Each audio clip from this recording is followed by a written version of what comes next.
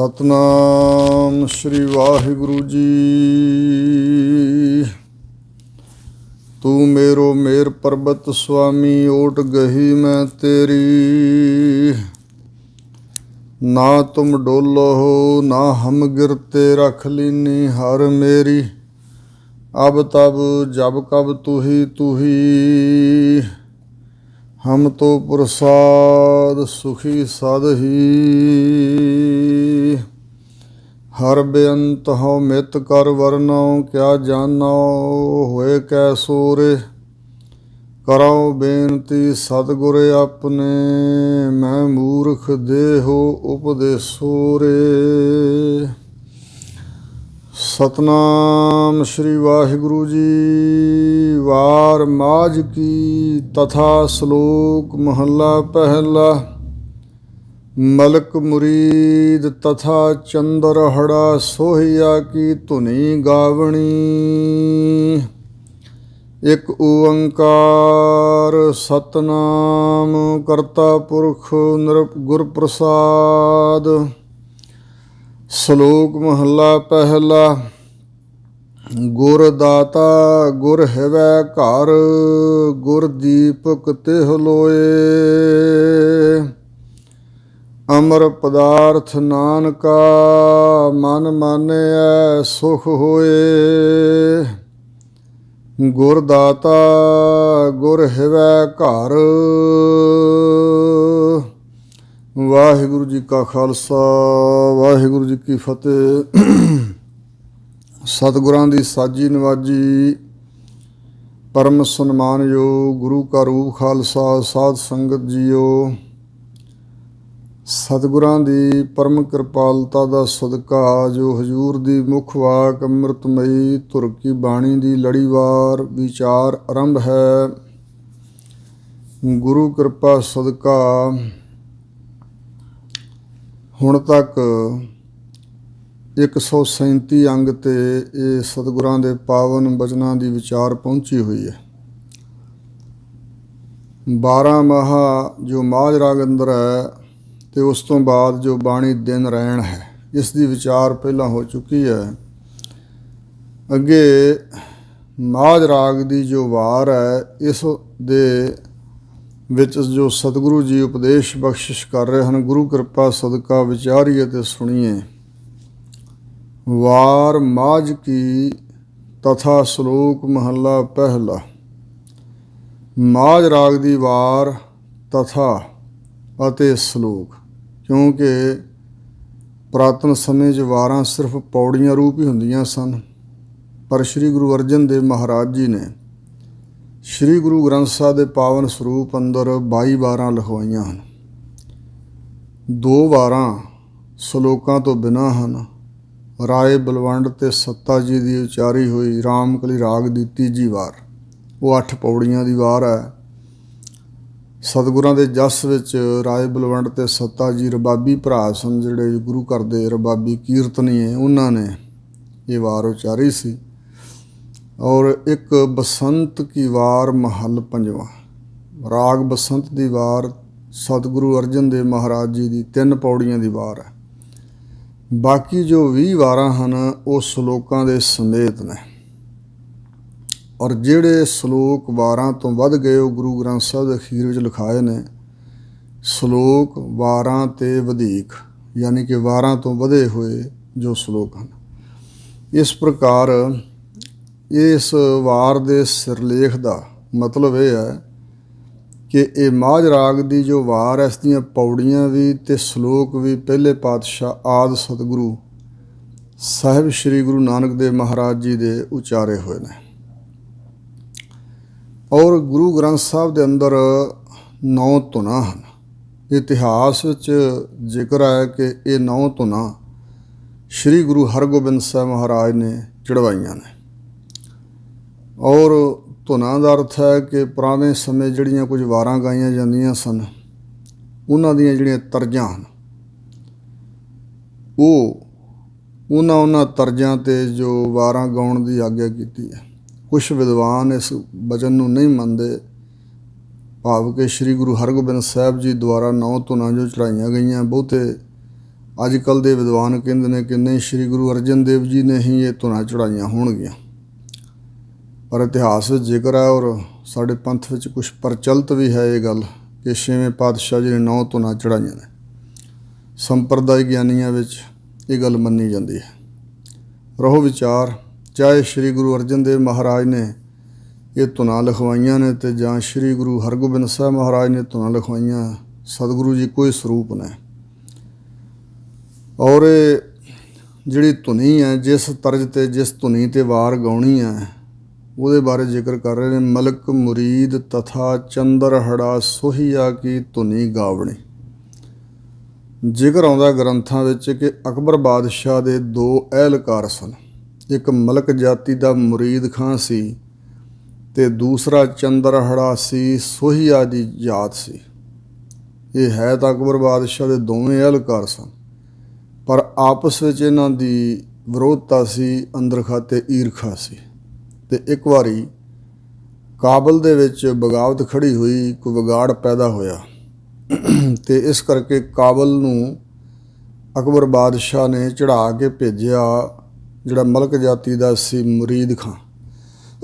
उत्थे बगावत नूं दबा के इनू राज प्रबंध करन विच कुछ देरी लगी, समा लग गया ते पिछों चंद्रहड़ा जिहड़ा सी सोहिया जात वाला, इन्हें अकबर बादशाह नूं ਉਹਦੇ खिलाफ ਚੱਕ ਦਿੱਤਾ ਤੇ ਬਾਦਸ਼ਾਹ ਤੋਂ ਆਗਿਆ ਲੈ ਕੇ ਇਹ ਜਾ ਚੜ੍ਹਿਆ ਤੇ ਇਹਨਾਂ ਦੋਵਾਂ ਦੀ ਉੱਥੇ ਜਿਹੜੀ ਜੰਗ ਹੋਈ, ਉਸ ਜੰਗ ਦੀ ਵਾਰ ਬਣਾ ਕੇ ਢਾਡੀ ਲੋਕਾਂ ਨੇ ਗਾਇਨ ਕੀਤੀ ਸੀ। ਤੇ ਇਸ ਕਰਕੇ ਸਤਿਗੁਰੂ ਮਹਾਰਾਜ ਸੱਚੇ ਪਾਤਸ਼ਾਹ ਜੀ ਉਸ ਧੁਨੀ ਤੇ ਇਸ ਵਾਰ ਨੂੰ ਗਾਇਨ ਕਰਨ ਦੀ ਆਗਿਆ ਕਰ ਰਹੇ ਨੇ। ਮਲਕ ਜਾਤੀ ਦਾ ਮੁਰੀਦ ਖਾਂ ਤਥਾ ਅਤੇ ਚੰਦਰਹੜਾ ਸੋਹੀਆ, ਸੋਹੀਆ ਜਾਤੀ ਦਾ ਚੰਦਰਹੜਾ, इन्हां दी जिहड़ी जंग हुई तो उस दे अनुसार जिहड़ी वार गाई गई, उस वार दी धुनी गाउणी, उस वार दी तर्ज उत्ते इस वार नूं गाउणा। एक ओंकार, एक अद्वैत स्वरूप परमात्मा ओंकार जो सबना दा प्रकाशक है, सत नाम जो परमात्मा सत स्वरूप है, इस करके परमात्मा दा नाम भी सत है। बाकी सबना दे नाम मिट जाणगे, पर वाहिगुरु परमात्मा का जो नाम है वो सत है, नास तो रहत है, करता सारी सृष्टि का रचेता है, सिरजनहार है, पुरख सारी सृष्टि च समाया होया भी है ते सारियां दा खसम भी। ते गुर प्रसाद, गुरां दी प्रसाद कृपा करके वाहिगुरु मिलता है। श्लोक महला पहला। स्वै स्वरूप रूपी लोक की प्राप्ति कराउण वाले पहले पातशाह सतगुरु नानक देव महाराज के मुबारक बचन। सतगुरु जी कहते ने, गुर दाता गुर हिवै घर। जो गुरु हुंदा है वो दाता है, बहुत वड्डा दाता है। आम तौर पर जिहड़े उस्ताद लोग भी ने, उन्हां दा भी लोग सत्कार करते हैं बहुत ज़्यादा। तो विद्या दाता हैं, सिक्ख्या दाता ने। उपदेश देण वाले का सत्कार किया जाता सी। पुराने समयां दे अंदर टीचर, अध्यापक का, मुंशी का, उस्ताद का बहुत ज़्यादा सन्मान किया जाता सी। आम कहावत है कि टुक देण वाला मंदा पर सिक्ख्या देण वाला चंगा। कोई प्रशादा 4 दिन रोटी पानी सानू खुआ दवे तो ये छोटी गल है, पर जिहड़ा सानू सिक्ख्या दे के साडा जीवन सवार दवे, साडा भला कर दे, जिवें कोई संसारक पढ़ाई करा के चंगी तनदेही नाल टीचर सानू किसी उच्चे अहुदे ते पहुँचा दे तो सारी उम्र का सुख। तो इस प्रकार जिहड़ा चंगी धर्म की सिक्ख्या दे तो असीं सिक्ख्या नूं धारण करके सही मार्ग ते चलीए, तो उहदा भी चेता रखना चाहिए। पर सतगुरु महाराज जी की बहुत वड्डी विलक्षणता है। सतगुरु नानक देव जी के घर में जदों गुरु शब्द जां सतगुरु शब्द आउंदा तो ये केवल उस्ताद मात्र, ते केवल उपदेश करता, केवल सिक्ख्या दाता नहीं। हाँ, सतगुरु जी ने सिक्ख्या जरूर दिती है, क्योंकि आप सत उपदेष्टा हैं, पर उस सिक्ख्या का असर भी सेवकां ते होरनां सिक्ख्या दातियां नालों ज़्यादा पैंदा, क्योंकि सतगुरु की अंदरली जो अवस्था है वो महान उच्ची है, परमात्मा नाल एकमिक हैं, वाहिगुरु का स्वरूप ने। ਤੇ ਫਿਰ ਸਤਿਗੁਰੂ ਜੀ ਬਖਸ਼ਿਸ਼ਾਂ ਕਰਨ ਵਾਲੇ ਵੀ ਨੇ। ਜਿੱਥੇ ਸਤਿਗੁਰੂ ਜੀ ਸਿੱਖਿਆ ਦਾਤਾ ਹਨ, ਉੱਥੇ ਬਖਸ਼ਿਸ਼ ਦੇ ਦਾਤਾ ਵੀ ਹਨ। ਭਾਈ ਗੁਰਦਾਸ ਜੀ ਨੇ ਇੱਕ ਆਪਣੀ ਰਚਨਾ, ਜੋ ਉਹਨਾਂ ਦੀ ਕਵਿਤ ਸਵਈਏ ਹੈ, 675 ਉਹਨਾਂ ਦੀ ਕੁੱਲ ਗਿਣਤੀ ਹੈ, ਉਸ ਪੋਥੀ ਦੇ ਅੰਦਰ ਇੱਕ ਵਚਨ ਲਿਖਿਆ ਹੈ ਸਤਿਗੁਰੂ ਦੀ ਮਹਿਮਾ ਬਾਰੇ। ਉਹ ਕਹਿੰਦੇ ਨੇ ਕਿ ਆਂਬ ਕੀ ਸੱਧਰ ਕਤ ਮਿਟਤ ਆਂਬਲੀ ਖਾਏ। ਅੰਬ ਖਾਣ ਦੀ ਕਿਸੇ ਮਨੁੱਖ ਨੂੰ ਸੱਧਰ, ਸਿੱਕ, ਤਮੰਨਾ, ਇੱਛਾ, ਕਾਮਨਾ ਹੋਵੇ ਤੇ ਉਸ ਨੂੰ ਇਮਲੀ ਜਾਂ ਕੱਚੀ ਅੰਬੀ ਜਾਂ ਅੱਕ ਦੀ ਅੰਬਾਕੜੀ ਫੜਾਈਏ ਤੇ ਉਹ ਮੂੰਹ 'ਚ ਪਾਏ ਤੇ ਹੁਣ ਅੱਕ ਤੇ ਕੌੜਾ ਹੁੰਦਾ, ਇਮਲੀ ਵੀ ਖੱਟੀ ਜਿਹੀ, ਤੇ ਇਸੇ ਪ੍ਰਕਾਰ ਜਿਹੜੀ ਕੱਚੀ ਅੰਬੀ ਹੈ, ਅੰਬ ਕੱਚਾ, ਉਹਦੇ 'ਚੋਂ ਵੀ ਮਿੱਠਾ ਸਵਾਦ ਨਹੀਂ ਆਏਗਾ। ਆਂਬ ਕੀ ਸੱਧਰ ਕਤ ਮਿਟਤ ਆਂਬਲੀ ਖਾਏ, ਪਿਤਾ ਕੋ ਪਿਆਰ ਨਾ ਪਰੋਸੀ ਪਹਿ ਪਾਈ ਹੈ। ਵਾਹਿਗੁਰੂ ਨਾ ਕਰੇ ਕਿਸੇ ਬੱਚੇ ਦੇ ਸਿਰ ਤੋਂ ਪਿਤਾ ਦਾ ਸਾਇਆ ਉੱਠ ਜਾਏ ਤੇ ਉਸ ਨੂੰ ਪਤਾ ਕਿਵੇਂ ਧੱਕੇ ਧੋੜੇ ਖਾਣੇ ਪੈਂਦੇ ਨੇ। ਪਿਤਾ ਵਰਗਾ ਪਿਆਰ ਕਿਸੇ ਗੁਆਂਢੀ ਕੋਲੋਂ ਪ੍ਰਾਪਤ ਨਹੀਂ ਹੋ ਸਕਦਾ ਜਾਂ ਕਿਸੇ ਵੀ ਹੋਰ ਵਿਅਕਤੀ ਪਾਸੋਂ ਨਹੀਂ ਮਿਲ ਸਕਦਾ। ਪਿਤਾ ਕੋ ਪਿਆਰ ਨਾ ਪਰੋਸੀ ਪਹਿ ਪਾਈ ਹੈ, ਸਾਗਰ ਕੀ ਨਿੱਧ ਕਤ ਪਾਈਅਤ ਪੋਖਰਸ ਹੈ। ਜਿਹੜੀਆਂ ਨਿੱਧਾਂ ਸਮੁੰਦਰ ਵਿੱਚੋਂ ਪ੍ਰਾਪਤ ਹੁੰਦੀਆਂ, ਹੀਰੇ ਲਾਲ ਜਵਾਹਰਾਤ, ਉਹ ਕਿਸੇ ਛੱਪੜ ਦੇ ਕਿਨਾਰੇ 'ਤੇ ਜਾਇਆ ਨਹੀਂ ਮਿਲ ਸਕਦੀਆਂ। ਉੱਥੇ ਤਾਂ ਸਿੱਪੀਆਂ, ਘੋਗੇ, ਜੋਕਾਂ, ਡੱਡੀਆਂ, ਵੱਛੀਆਂ ਮਿਲ ਜਾਣਗੀਆਂ। ਸਾਗਰ ਕੀ ਨਿੱਧ ਕਤ ਪਾਈਅਤ ਪੋਖਰਸ ਹੈ, ਦਿਨ ਕਰ ਸਰ ਦੀਪ ਜੋਤ ਨਾ ਪੁਜਾਈ ਹੈ। ਦਿਨ ਕਰ ਕਹਿੰਦੇ ਨੇ ਸੂਰਜ ਨੂੰ। ਸੂਰਜ ਵਰਗੀ ਰੌਸ਼ਨੀ ਲੱਖਾਂ ਦੀਵੇ ਜਗਾ ਕੇ ਵੀ ਪ੍ਰਾਪਤ ਨਹੀਂ ਹੋ ਸਕਦੀ। ਇੰਦਰ ਬਰਖਾ ਸਮਾਨ ਪੁੱਜਸ ਨਾ ਕੂਪ ਜਲ। ਜੇ ਔੜ ਲੱਗ ਜੇ, ਬਾਰਿਸ਼ ਨਾ ਪਏ ਤੇ ਕੋਈ ਬੰਦੇ ਕਹਿਣ ਵੀ ਕੋਈ ਬਾਤ ਨਹੀਂ, ਸਾਡੇ ਪਿੰਡ 'ਚ 2-4 ਖੂਹ ਹਨ, ਖੂਹ ਚਲਾ ਚਲਾ ਕੇ ਸਾਰੀ ਧਰਤੀ ਆਪਾਂ ਸਿੰਜ ਦੇਣੀ। ਤੇ ਬਾਰਿਸ਼ ਵਰਗਾ ਆਨੰਦ ਜਾਂ ਹਰਿਆਲੀ ਖੂਹ ਦੇ ਪਾਣੀ ਨਾਲ ਨਹੀਂ ਪ੍ਰਾਪਤ ਹੋ ਸਕਦੀ। ਤਪਸ਼ ਨਹੀਂ ਬੁੱਝ ਸਕਦੀ ਜਦੋਂ ਤੱਕ ਉੱਪਰੋਂ ਬਾਰਿਸ਼ ਨਹੀਂ ਪੈਂਦੀ। ਬੱਦਲ 'ਚ ਬਹੁਤ ਜ਼ਿਆਦਾ ਪਾਣੀ ਵਰਦਾ, ਬੱਦਲ ਦੁਆਰਾ ਮੀਂਹ ਜਦੋਂ ਵਰਦਾ, ਨੀਵੇਂ ਥਾਂ, ਉੱਚੇ ਥਾਂ, ਮੈਦਾਨੀ ਇਲਾਕੇ 'ਚ, ਟਿੱਬਿਆਂ ਟੋਇਆਂ 'ਚ, ਜੰਗਲਾਂ ਵਿੱਚ ਵੀ ਸਭ ਥਾਂ 'ਤੇ ਹਰਿਆਲੀ, ਸਰਸਬਜ਼ਤਾ ਛਾ ਜਾਂਦੀ। ਇੰਦਰ ਬਰਖਾ ਸਮਾਨ ਪੁੱਜਸ ਨਾ ਕੂਪ ਜਲ, ਚੰਦਨ ਸੁਬਾਸ ਨਾ ਪਲਾਸ ਮਹਿਕਾਈ ਹੈ। ਚੰਦਨ ਵਰਗੀ ਸੁਬਾਸ ਖੁਸ਼ਬੂ ਕਦੇ ਢੱਕ ਪਲਾਹਾਂ ਦੇ ਦਰਖਤਾਂ ਤੋਂ ਨਹੀਂ ਮਿਲ ਸਕਦੀ। ਢੱਕਾਂ ਤੋਂ, ਪਲਾਹਾਂ ਤੋਂ ਉਹ ਖੁਸ਼ਬੂ ਚੰਦਨ ਵਰਗੀ ਕਦਾਚਿਤ ਨਹੀਂ ਮਿਲ ਸਕਦੀ।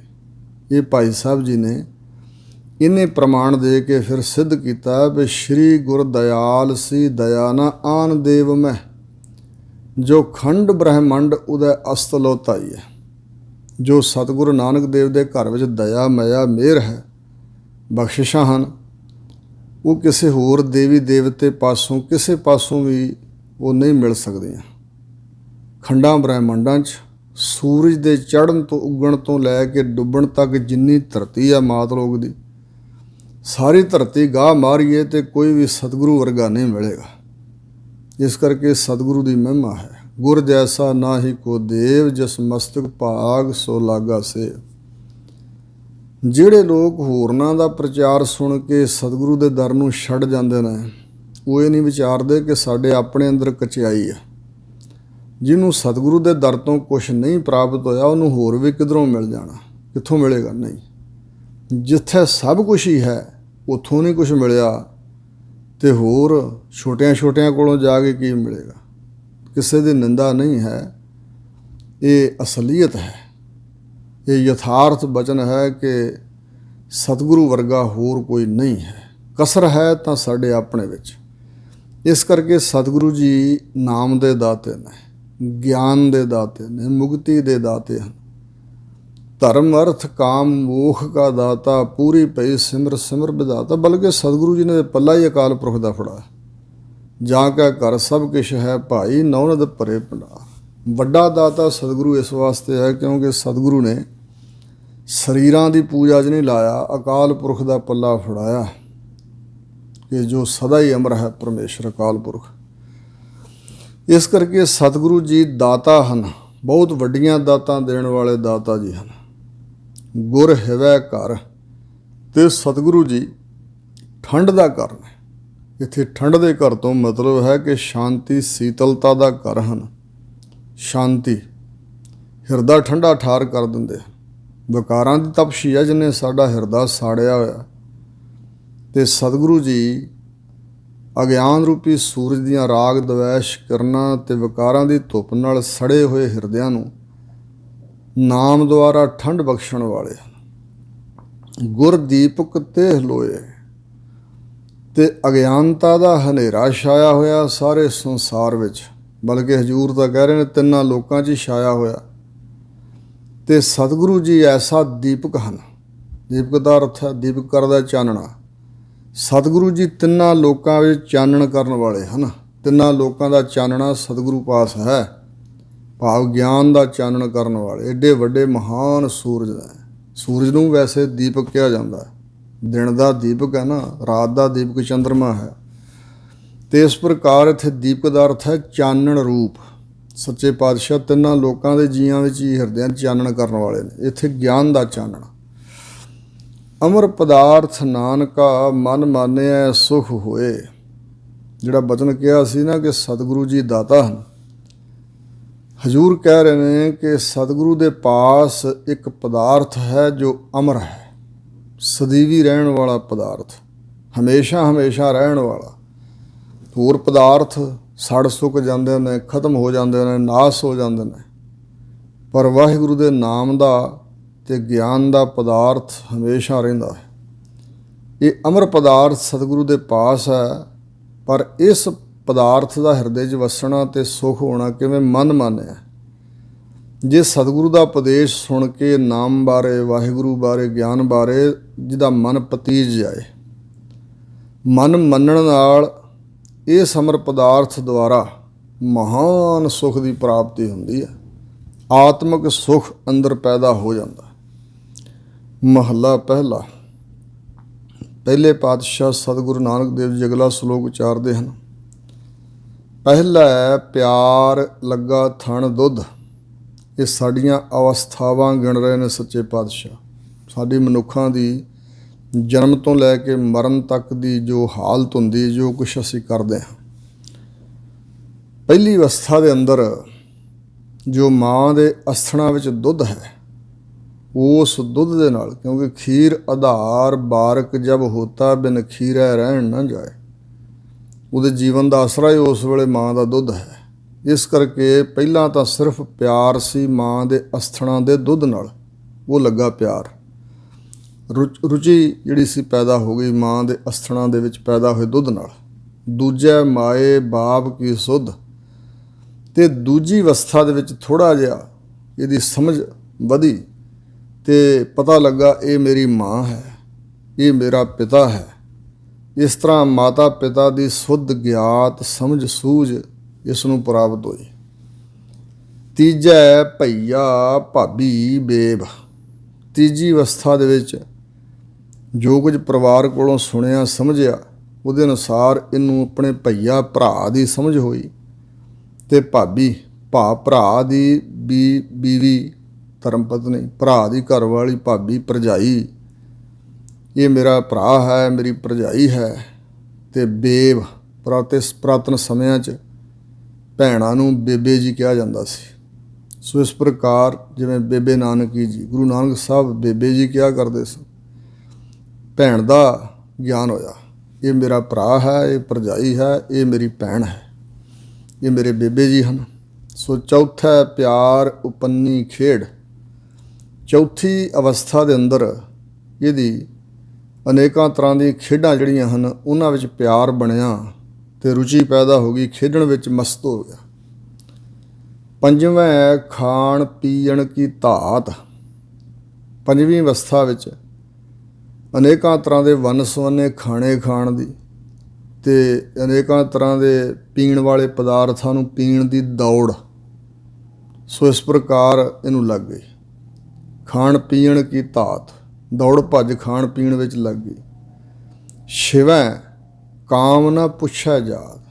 ਛੇਵੀਂ ਅਵਸਥਾ ਵਿੱਚ ਜਦੋਂ ਜਵਾਨੀ ਭਰ ਗਈ ਸਰੀਰ ਦੇ ਅੰਦਰ ਤੇ ਕਾਮ ਵਾਸ਼ਨਾ ਦਾ ਪ੍ਰਭਾਵ ਪਿਆ ਮਨ ਤੇ ਉਸ ਅਵਸਥਾ 'ਚ ਇੰਨਾ ਅੰਨਾ ਹੋ ਗਿਆ ਵਿਕਾਰਾਂ 'ਚ ਕਿ ਜਾਤ ਵੀ ਨਹੀਂ ਪੁੱਛਦਾ। ਵਿਅਕਤੀ ਹੈ ਤਾਂ ਇਸਤਰੀ ਦੀ ਜਾਤ ਨਹੀਂ ਪੁੱਛਦਾ, ਇਸਤਰੀ ਹੈ ਤਾਂ ਕਿਸੇ ਵੀ ਮਰਦ ਵੀ ਇਹ ਮੇਰਾ ਪਤੀ ਨਹੀਂ ਹੈ, ਉਹ ਬੇਗਾਨਾ ਮਰਦ ਹੈ, ਇਉਂ ਜਾਤ ਨਹੀਂ ਪੁੱਛਣੀ। ਵਿਕਾਰ 'ਚ ਅੰਨਿਆ ਹੋਇਆ ਸੋ ਇਸ ਪ੍ਰਕਾਰ ਗਲਤਾਨ ਹੋ ਜਾਣਾ ਵਿਸ਼ੇ ਸੁਖ ਮਿਠਾਸ ਅੰਦਰ ਰਸ ਦੇ ਅੰਦਰ। ਸਤਵਾਂ ਸੰਜ ਕੀਆ ਘਰ ਵਾਸ। ਸਤਵੀਂ ਅਵਸਥਾ ਵਿੱਚ ਇਹਨੇ ਬੜਾ ਧਨ ਜੋੜ ਲਿਆ, ਬੜਾ ਕੁਛ ਪਦਾਰਥ ਜਮ੍ਹਾਂ ਕਰ ਲਏ ਤੇ ਘਰ ਬਣਾ ਲਿਆ ਤੇ ਇਸ ਤਰ੍ਹਾਂ ਘਰ ਵਿੱਚ ਵਾਸਾ ਕਰ ਲਿਆ, ਘਰ ਆਦਿਕ ਵਾਸ ਆਪਣਾ ਵਸੇਬਾ ਕਰ ਲਿਆ। ਅੱਠਵਾਂ ਕ੍ਰੋਧ ਹੋਵਾ ਤਨ ਨਾਸ। ਅੱਠਵੀਂ ਅਵਸਥਾ ਦੇ ਅੰਦਰ ਬਹੁਤ ਜ਼ਿਆਦਾ ਇਹਨੂੰ ਗੁੱਸਾ ਆਉਣ ਲੱਗ ਪਿਆ, ਕ੍ਰੋਧ ਆਉਣ ਲੱਗ ਪਿਆ ਔਰ ਉਹਦੇ ਕ੍ਰੋਧ ਦੇ ਨਾਲ ਇਹਦਾ ਤਨ ਜਿਹੜਾ ਸੀ ਨਾਸ ਹੋ ਗਿਆ।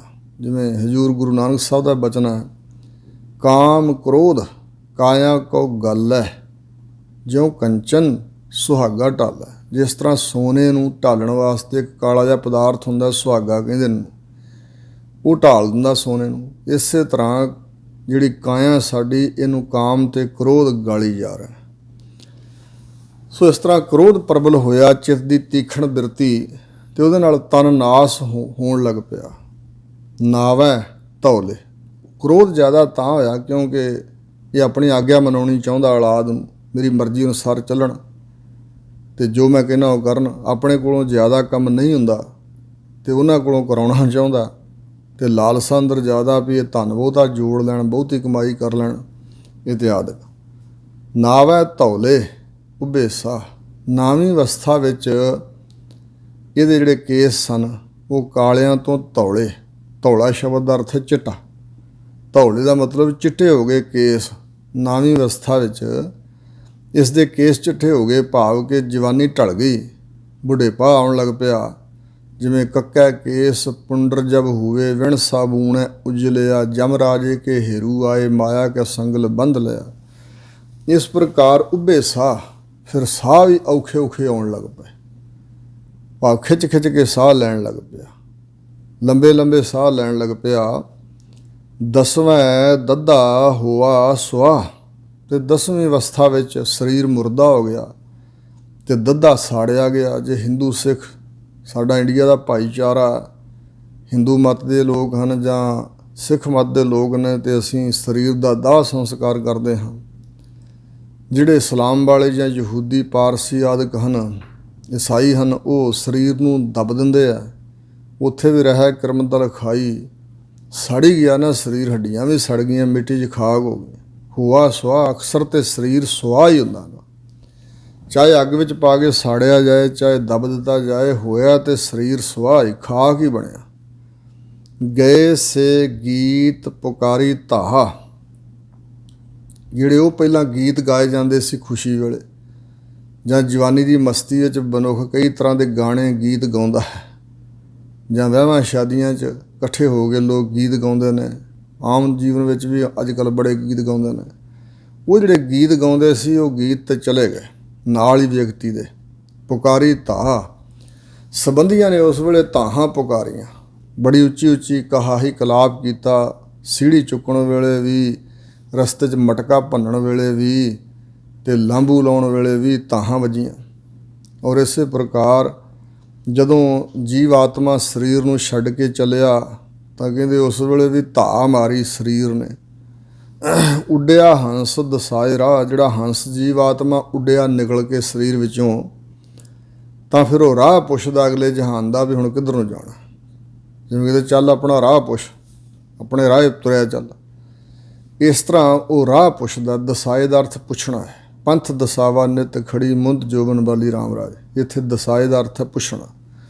ਜੀਵ ਆਤਮਾ ਅਗਲੇ ਜਹਾਨ ਜਾਣ ਦਾ ਫਿਰ ਰਾਹ ਪੁੱਛਦਾ ਹੈ।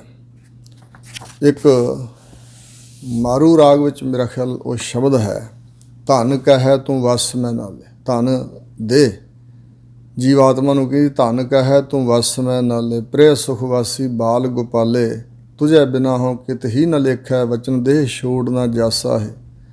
ਫਿਰ ਕਹਿਆ, ਫਿਰ ਪਤੀ ਜੀਵ ਆਤਮਾ ਨੇ ਕਿਹਾ, ਹਾਂ ਹੁਕਮੀ ਬੰਦਾ ਉਹ ਭਾਰੋ ਠਾਕੁਰ ਅਕਾਲ ਪੁਰਖ ਬੜਾ ਵੱਡਾ ਮਾਲਕ, ਜਿਸ ਕਾਣ ਨਾ ਛੰਦਾ, ਉਹਨੂੰ ਕਿਸੇ ਦੀ ਅਧੀਨਗੀ ਮਸ਼ੰਦਗੀ ਨਹੀਂ ਹੈ, ਮੁਥਾਜੀ ਨਹੀਂ ਹੈ।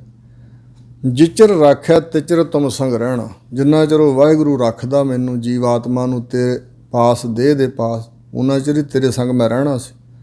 ਜਾਂ ਸਦੇ ਤਾਂ ਊਠ ਸਦਾਸਾ ਹੈ, ਜੋ ਪ੍ਰੇ ਬਚਨ ਕਹੇ ਧਨ ਸਾਚੇ, ਧਨ ਕਛੂ ਨ ਸਮਝਿਆ ਚੰਚਲ ਕਾਚੇ, ਬਹੁਰ ਬਹੁਰ ਪਿਰ ਹੀ ਸੰਗ ਮੰਗੈ, ਉਹ ਬਾਤ ਜਾਣੈ ਕਰ ਹਾਸਾ ਹੈ।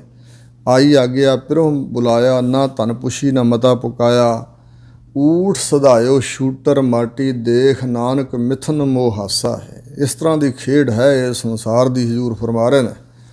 ਆਇਆ ਗਿਆ ਮੋਇਆ ਨਾ, ਇਹ ਜੀਵ ਆਇਆ ਸੀ ਵਾਸ਼ਨਾ ਬੱਧਾ। ਭਾਈ ਗੁਰਦਾਸ ਨੇ ਕਿਹਾ ਜੁਗ ਜੁਗ ਮੇਰ ਸਰੀਰ ਕਾ ਵਾਸ਼ਨਾ ਬੱਧਾ ਆਵੈ ਜਾਵੇ। ਵਾਸ਼ਨਾ 'ਚ ਬੱਧਾ ਹੋਇਆ ਹੀ ਆਇਓ ਬੰਦਾ ਦੁਨੀ ਵਿੱਚ, ਵੱਤ ਆ ਸੋਹਣੀ ਬੰਨ, ਕਰਮਾਂ ਦਾ ਬੱਧਾ ਹੋਇਆ, ਵਾਸ਼ਨਾ ਦਾ ਬੱਧਾ ਹੋਇਆ। ਇਹ ਜੀਵ ਸੰਸਾਰ 'ਤੇ ਆਇਆ ਤੇ ਉਮਰ ਭੋਗ ਕੇ ਸਰੀਰ ਹੰਢਾ ਕੇ ਚੰਗੇ ਮੰਦੇ ਕਰਮ ਕਰਕੇ ਫਿਰ ਗਿਆ, ਚਲਿਆ ਗਿਆ। ਮੋਇਆ ਨਾ, ਜਦੋਂ ਇਹ ਚਲਾ ਗਿਆ ਬੰਦਗੀ ਨਹੀਂ ਸੀ ਕੀਤੀ ਤੇ ਅਕਸਰ ਇਸ ਦੁਨੀਆ ਤੋਂ ਇਹਦਾ ਨਾਮ ਵੀ ਮਰ ਗਿਆ, ਨਾਮੋ ਨਿਸ਼ਾਨ ਮਿਟ ਗਿਆ, ਨਾਮ ਮੁੱਕ ਗਿਆ, ਨਾਮ ਵੀ ਦੁਨੀਆ ਦੇ ਲੋਕਾਂ ਨੂੰ ਭੁੱਲ ਗਿਆ। ਆਮ ਤੌਰ 'ਤੇ ਕਿਹਾ ਜਾਂਦਾ ਵੀ ਪੁੱਤਰ ਹੋਵੇ ਜ਼ਰੂਰ ਤਾਂ ਕਿ ਦੁਨੀਆ 'ਚ ਨਾਮ ਰਹਿ ਜੇ, ਪਰ ਨਹੀਂ। ਸਾਨੂੰ ਆਪਣੇ ਦਾਦੇ ਪੜਦਾਦੇ ਦੇ ਨਾਮ ਦਾ ਪਤਾ, ਉਦੋਂ ਅੱਗੇ ਤਾਂ ਨਹੀਂ ਨਾ ਪਤਾ। ਕੌਣ ਨਾਮ ਲੈਂਦਾ, ਕੌਣ ਯਾਦ ਕਰਦਾ?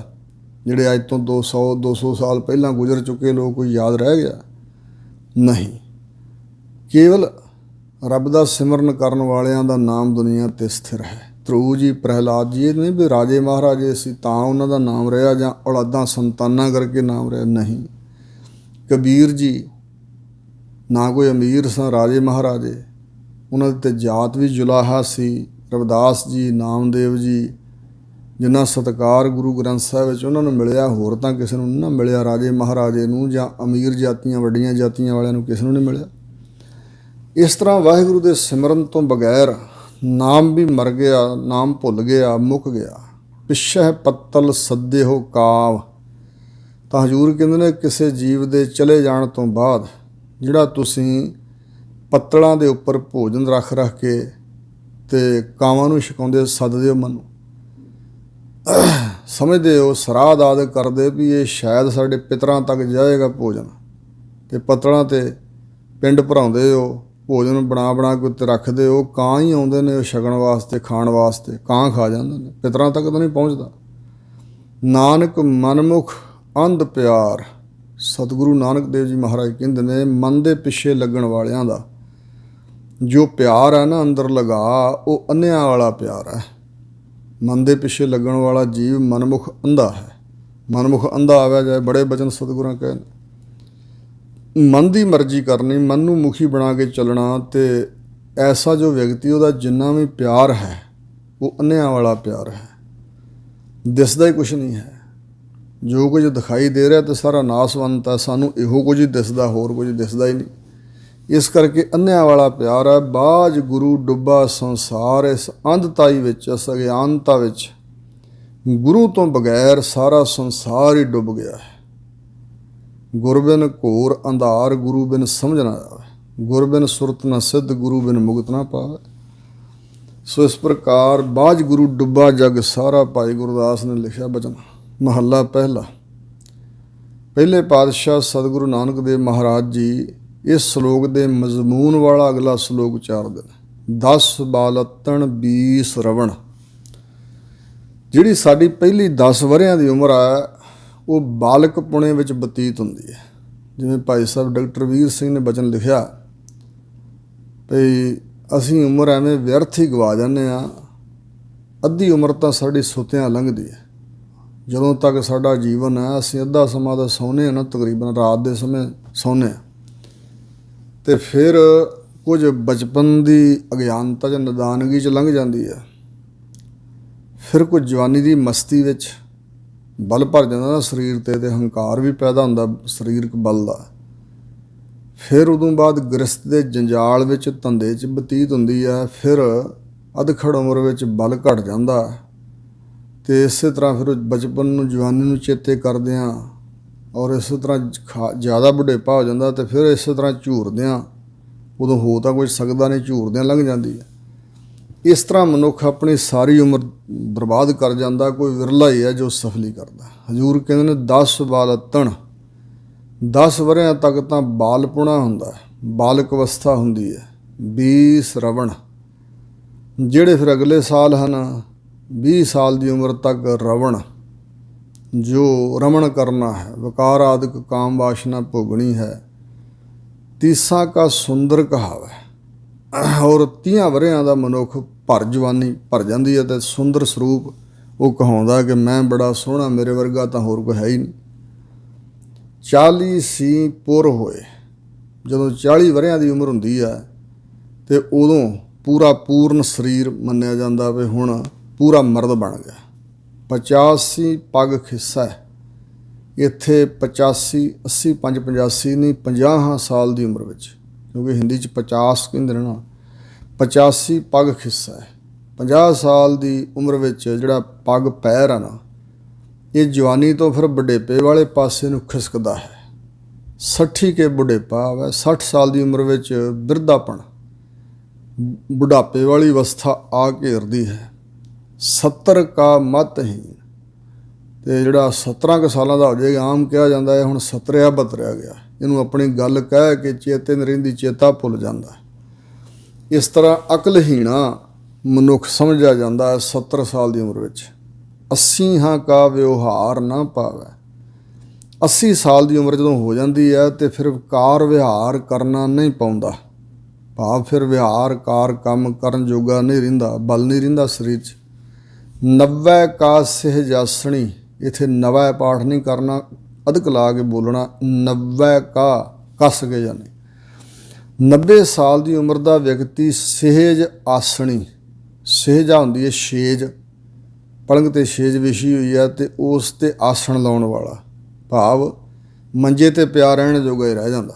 ਮੂਲ ਨਾ ਜਾਣੈ ਅਪ ਬਲ, ਮੂਲ ਉੱਕਾ ਹੀ ਨਹੀਂ ਜਾਣਦਾ ਅਪ ਬਲ, ਆਪਣੇ ਆਪ ਦਾ ਬਲ, ਭਾਵ ਕਿ ਆਪਣਾ ਆਪ ਸੰਭਾਲਣ ਜੋਗਾ ਨਹੀਂ ਰਹਿੰਦਾ। ਢੰਡੋਲਮ ਢੂੰਡਿਮ ਡਿੱਠ ਮੈਂ, ਬੜਾ ਖੋਜਿਆ ਭਾਲਿਆ ਢੂੰਡਿਆ ਹੈ ਅਤੇ ਵੇਖਿਆ ਹੈ, ਚੰਗੀ ਤਰ੍ਹਾਂ ਨਿਰਖ ਪਰਖ ਕੇ ਹਜ਼ੂਰ ਕਹਿੰਦੇ ਖੋਜ ਭਾਲ ਕੇ ਵੇਖਿਆ ਹੈ।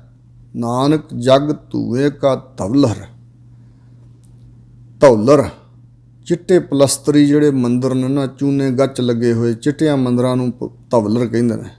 ਧੌਲਾ ਚਿੱਟੇ ਨੂੰ ਕਹਿੰਦੇ ਨਾ, ਚਿੱਟੇ ਮੰਦਰ ਜਿਹੜੇ ਪੱਕੇ ਮਕਾਨ ਬਣੇ ਹੋਣ। ਹਜ਼ੂਰ ਕਹਿੰਦੇ ਜੱਗ ਹੈ ਤਾਂ ਬੜਾ ਚਿੱਟੇ ਰੰਗ ਦਾ ਪਲਸਤਰੀ ਮਹੱਲ ਦਿਖਾਈ ਦਿੰਦਾ ਹੈ, ਪਰ ਸਿਆਣਿਆਂ ਨੂੰ ਪਤਾ ਇਹ ਧੂਏ ਦੇ ਮੰਦਰ ਵਰਗਾ ਹੈ। ਧੂਏ ਦਾ ਬਣਿਆ ਹੋਇਆ ਚਿੱਟਾ ਮੰਦਰ ਇਹ ਜਗਤ ਜੋ ਦਿਖਾਈ ਦੇ ਰਿਹਾ ਧੂਏ ਦਾ, ਇਹੋ ਜਗਤ ਧੂਏ ਕਾ ਪਹਾੜ। ਤੈਂ ਸਾਚਾ ਮੰਨਿਆ ਕਿਸੇ ਵਿਚਾਰ। ਦੱਸ ਖਾਂ ਭਾਈ ਕਿਸ ਵਿਚਾਰ ਦੇ ਅਧੀਨ ਤੂੰ ਸੱਚਾ ਮੰਨ ਲਿਆ, ਕੋਈ ਦਲੀਲ ਦੇ ਨਾ, ਸੱਚਾ ਤਾਂ ਹੈ ਨਹੀਂ। ਇਹ ਤਾਂ ਧੂਏ ਦਾ ਪਹਾੜ ਜਿਹਾ ਉਸਰਿਆ ਹੋਇਆ। ਪੌੜੀ, ਸਤਿਗੁਰੂ ਜੀ ਪੌੜੀ ਦੁਆਰਾ ਉਪਦੇਸ਼ ਦੇ ਰਹੇ ਨੇ, ਤੂੰ ਕਰਤਾ ਪੁਰਖ ਅਗੰਮ ਹੈ। ਹੇ ਅਕਾਲ ਪੁਰਖ ਵਾਹਿਗੁਰੂ ਜੀ, ਤੁਸੀਂ ਕਰਤਾ ਸਿਰਜਣਹਾਰ ਹੋ, ਪੁਰਖ ਪੂਰਨ ਹੋ, ਪੁਰੀਆਂ ਪੁਰੀਆਂ ਚਿੱਖੇ ਆਕਾਸ਼ ਦੀ ਨਿਆਈ ਵਿਆਪਕ ਹੋ, ਪੁਰਖ ਖਸਮ ਰੂਪ ਹੋ ਮਾਲਕ। ਅਗੰਮ ਮਨ ਦੀ ਗਮਤਾ ਪਹੁੰਚ ਤੋਂ ਪਰੇ ਹੋ ਜੀ। ਆਪ ਸ੍ਰਿਸ਼ਟ ਉਪਾਤੀ, ਤੁਸੀਂ ਆਪ ਹੀ ਆਪਣੇ ਆਪ ਤੋਂ ਇਸ ਸ੍ਰਿਸ਼ਟੀ ਦੀ ਉਤਪਤੀ ਕੀਤੀ, ਪੈਦਾ ਕੀਤੀ, ਰਚੀ ਹੈ। ਰੰਗ ਪਰੰਗ ਉਪਾਰਜਨਾ ਬਹੁ ਬਹੁ ਬਿਧ ਭਾਤੀ, ਅਤੇ ਫਿਰ ਇਸ ਸ੍ਰਿਸ਼ਟੀ ਦੇ ਅੰਦਰ ਸੱਚੇ ਪਾਤਸ਼ਾਹ ਆਮ ਰੰਗ ਅਤੇ ਇੱਕ ਵਿਸ਼ੇਸ਼ ਰੰਗ, ਬੜੇ ਵੰਨ ਸੁਵੰਨੇ ਰੰਗ ਬਰੰਗਾਂ ਦੀ ਤੁਸੀਂ ਇਹ ਸ੍ਰਿਸ਼ਟੀ ਉਪਾਰਜਨਾ ਪੈਦਾ ਕੀਤੀ। ਬੜੇ ਵੰਨ ਸੁਵੰਨੇ ਰੰਗ ਭਰ ਦਿੱਤੇ ਹਨ। ਬਹੁ ਬਹੁ ਬਿਧ ਭਾਂਤੀ, ਬਹੁਤੀਆਂ ਵਿਧੀਆਂ ਤਰੀਕਿਆਂ ਨਾਲ ਅਤੇ ਬਹੁਤੀਆਂ ਭਾਂਤਾਂ ਕਿਸਮਾਂ ਦੀ ਇਹ ਸ੍ਰਿਸ਼ਟੀ ਤੁਸੀਂ ਬਣਾਈ ਹੈ। ਤੂੰ ਜਾਣ ਹੈ ਜਨ ਉਪਾਈ ਹੈ ਸਭ ਖੇਲ ਤਮਾਤੀ। ਜਿਸ ਆਪ ਜੀ ਨੇ ਇਹ ਸ੍ਰਿਸ਼ਟੀ ਰਚੀ ਹੈ ਨਾ, ਇਸ ਸ੍ਰਿਸ਼ਟੀ ਬਾਰੇ ਸਾਰਾ ਕੁਝ ਤੁਸੀਂ ਜਾਣਦੇ ਹੋ।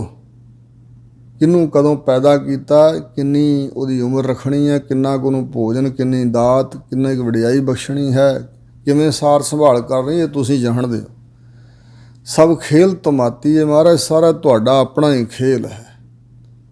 ਦੂਜਾ ਖੇਲ ਕਰ ਜਗਤ ਉਪਾਇਆ, ਇਹ ਤੁਹਾਡਾ ਆਪਣਾ ਰਚਿਆ ਹੋਇਆ ਖੇਲ ਹੈ ਸੱਚੇ ਪਾਤਸ਼ਾਹ, ਤਮਾਸ਼ਾ ਹੈ।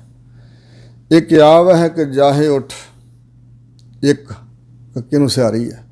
ਕਈ ਜੀਵ ਆਉਂਦੇ ਪਏ ਨੇ ਜਨਮ ਲੈ ਲੈ ਕੇ, ਇੱਕ ਬਹੁਵਚਨ ਹੈ। ਜਾਹੇ ਉੱਠ, ਜਾਂਦੇ ਪਏ ਨੇ ਇਸ ਦੁਨੀਆ ਤੋਂ, ਭਾਵ ਕਈ ਆ ਰਹੇ ਨੇ ਕਈ ਜਾ ਰਹੇ ਨੇ ਉੱਠ ਉੱਠ ਕੇ। ਬਿਨ ਨਾਮ ਹੈ ਮਰ ਜਾਤੀ, ਜਿਹੜੇ ਵਾਹਿਗੁਰੂ ਤੁਹਾਡੇ ਨਾਮ ਤੋਂ ਸਖਣੇ ਹਨ ਉਹ ਸ੍ਰਿਸ਼ਟੀ ਦੇ ਲੋਕ ਆਤਮ ਹੁਕਮ ਉੱਤੇ ਮਰ ਜਾਂਦੇ ਹਨ। ਭਾਵ ਹੁਣ ਆਏ ਤਾਂ ਸਹੀ ਮਨੁੱਖਾ ਜਨਮ 'ਚ, ਅਤੇ ਜੇ ਨਾਮ ਨਹੀਂ ਸਿਮਰਿਆ ਜਪਿਆ ਰਾਧਿਆ ਤੇ ਫਿਰ ਉਹ ਮਰਨ ਵਾਲੀ ਗੱਲ ਆ, ਟੇਢੀਆਂ ਮੇਢੀਆਂ ਜੂਨਾਂ 'ਚ ਪੈ ਜਾਣਾ, ਆਤਮਕ ਮੌਤੇ ਮਰ ਜਾਂਦੇ ਨੇ। ਗੁਰਮੁਖ ਰੰਗ ਚਲੂਲਿਆ, ਜਿਹੜੇ ਗੁਰਾਂ ਦੇ ਸਨਮੁਖ ਹੋ ਕੇ ਜੀਵਨ ਬਤੀਤ ਕਰਨ ਵਾਲੇ ਨੇ ਉਹਨਾਂ ਦੇ ਹਿਰਦੇ ਅੰਦਰ ਉਹਨਾਂ ਨੂੰ ਚਲੂਲਿਆ ਚੂਹ ਚੂਹਾ ਗਾੜਾ ਰੰਗ ਚੜ੍ਹਿਆ ਹੈ। ਫਿਰ ਸਵਾਲ ਉੱਠਿਆ ਜੀ ਕਿਹੜਾ ਰੰਗ ਚੜ੍ਹਿਆ? ਰੰਗ ਹਰ ਰੰਗ ਰਾਤੀ, ਹਰੀ ਦੇ ਪ੍ਰੇਮ ਰੰਗ ਵਿੱਚ ਉਹ ਰੰਗੇ ਗਏ। ਰੰਗ ਉਹਨਾਂ ਨੂੰ ਚੜ੍ਹਿਆ ਵਾਹਿਗੁਰੂ ਦੇ ਪ੍ਰੇਮ ਦਾ, ਪ੍ਰੇਮ ਵਿੱਚ ਉਹਨਾਂ ਨੂੰ ਆਨੰਦ ਪੈਦਾ ਹੋਇਆ। ਇਸ ਰੰਗ ਵਿੱਚ ਉਹ ਰਤੇ ਰੰਗੇ ਗਏ ਹਨ। ਸੋ ਸੇਵੋ ਸਤ ਨਿਰੰਜਨੋ ਹਰ ਪੁਰਖ ਵਿਧਾਤੀ, ਸਤਿਗੁਰੂ ਕਹਿੰਦੇ ਸੋ ਇਸ ਕਰਕੇ ਸੇਵੋ ਸਿਮਰਨ ਕਰੋ ਜੋ ਸਤ ਸਰੂਪ ਹੈ, ਤਰਈ ਕਾਲ ਆਬਾਦ ਅਸਤੀ, ਨਾਸ ਤੋਂ ਰਹਿ ਤਿੰਨਾਂ ਸਮਿਆਂ 'ਚ ਜੋ ਕਦੇ ਨਾਸ ਨਾ ਹੋਏ। ਨਿਰੰਜਨੋ ਨਿਰਅੰਜਨ, ਮਾਇਆ ਕਾਲਖ ਰੂਪ ਹੈ, ਇਹਦੇ ਤੋਂ ਰਹਿਤ, ਮਾਇਆ ਦੀ ਕਾਲਖ ਦਾ ਜਿਸ 'ਤੇ ਕੋਈ ਪ੍ਰਭਾਵ ਨਹੀਂ, ਸ਼ੁੱਧ ਸਰੂਪ। ਹਰ ਪੁਰਖ ਵਿਧਾਤੀ, ਹਰੀ ਜੋ ਦੁੱਖਾਂ ਦਾ ਹਾਰਕ ਹੈ, ਪੁਰਖ ਜੋ ਪੂਰਨ ਹੈ, ਮਾਲਕ ਰੂਪ ਹੈ, ਅਤੇ ਵਿਧਾਤੀ ਕਰਮ ਦਾ ਫਲ ਪ੍ਰਦਾਤਾ ਹੈ, ਲੇਖ ਲਿਖਣ ਵਾਲਾ ਹੈ ਸਾਡੇ ਕਰਮਾਂ ਅਨੁਸਾਰ। ਤੂੰ ਆਪੇ ਆਪ ਸੁਜਾਨ ਹੈ ਵੱਡ ਪੁਰਖ ਵਡਾਤੀ, ਅਤੇ ਉਸ ਨੂੰ ਇਹ ਬੇਨਤੀ ਕਰਨੀ ਬਣਦੀ ਹੈ ਕਿ ਹੇ ਵਾਹਿਗੁਰੂ ਤੂੰ ਆਪਣੇ ਆਪ ਤੋਂ ਆਪ ਰੂਪ ਹੈ, ਸੁਜਾਨ ਬਹੁਤ ਸ੍ਰੇਸ਼ਟ ਸਿਆਣਾ ਦਾਨਾ ਹੈ, ਵੱਡ ਪੁਰਖ ਵੱਡਾ ਪੁਰਖ ਹੈ, ਵਡਾਤੀ ਵੱਡਿਆਂ ਤੋਂ ਵੱਡਾ ਹੈ।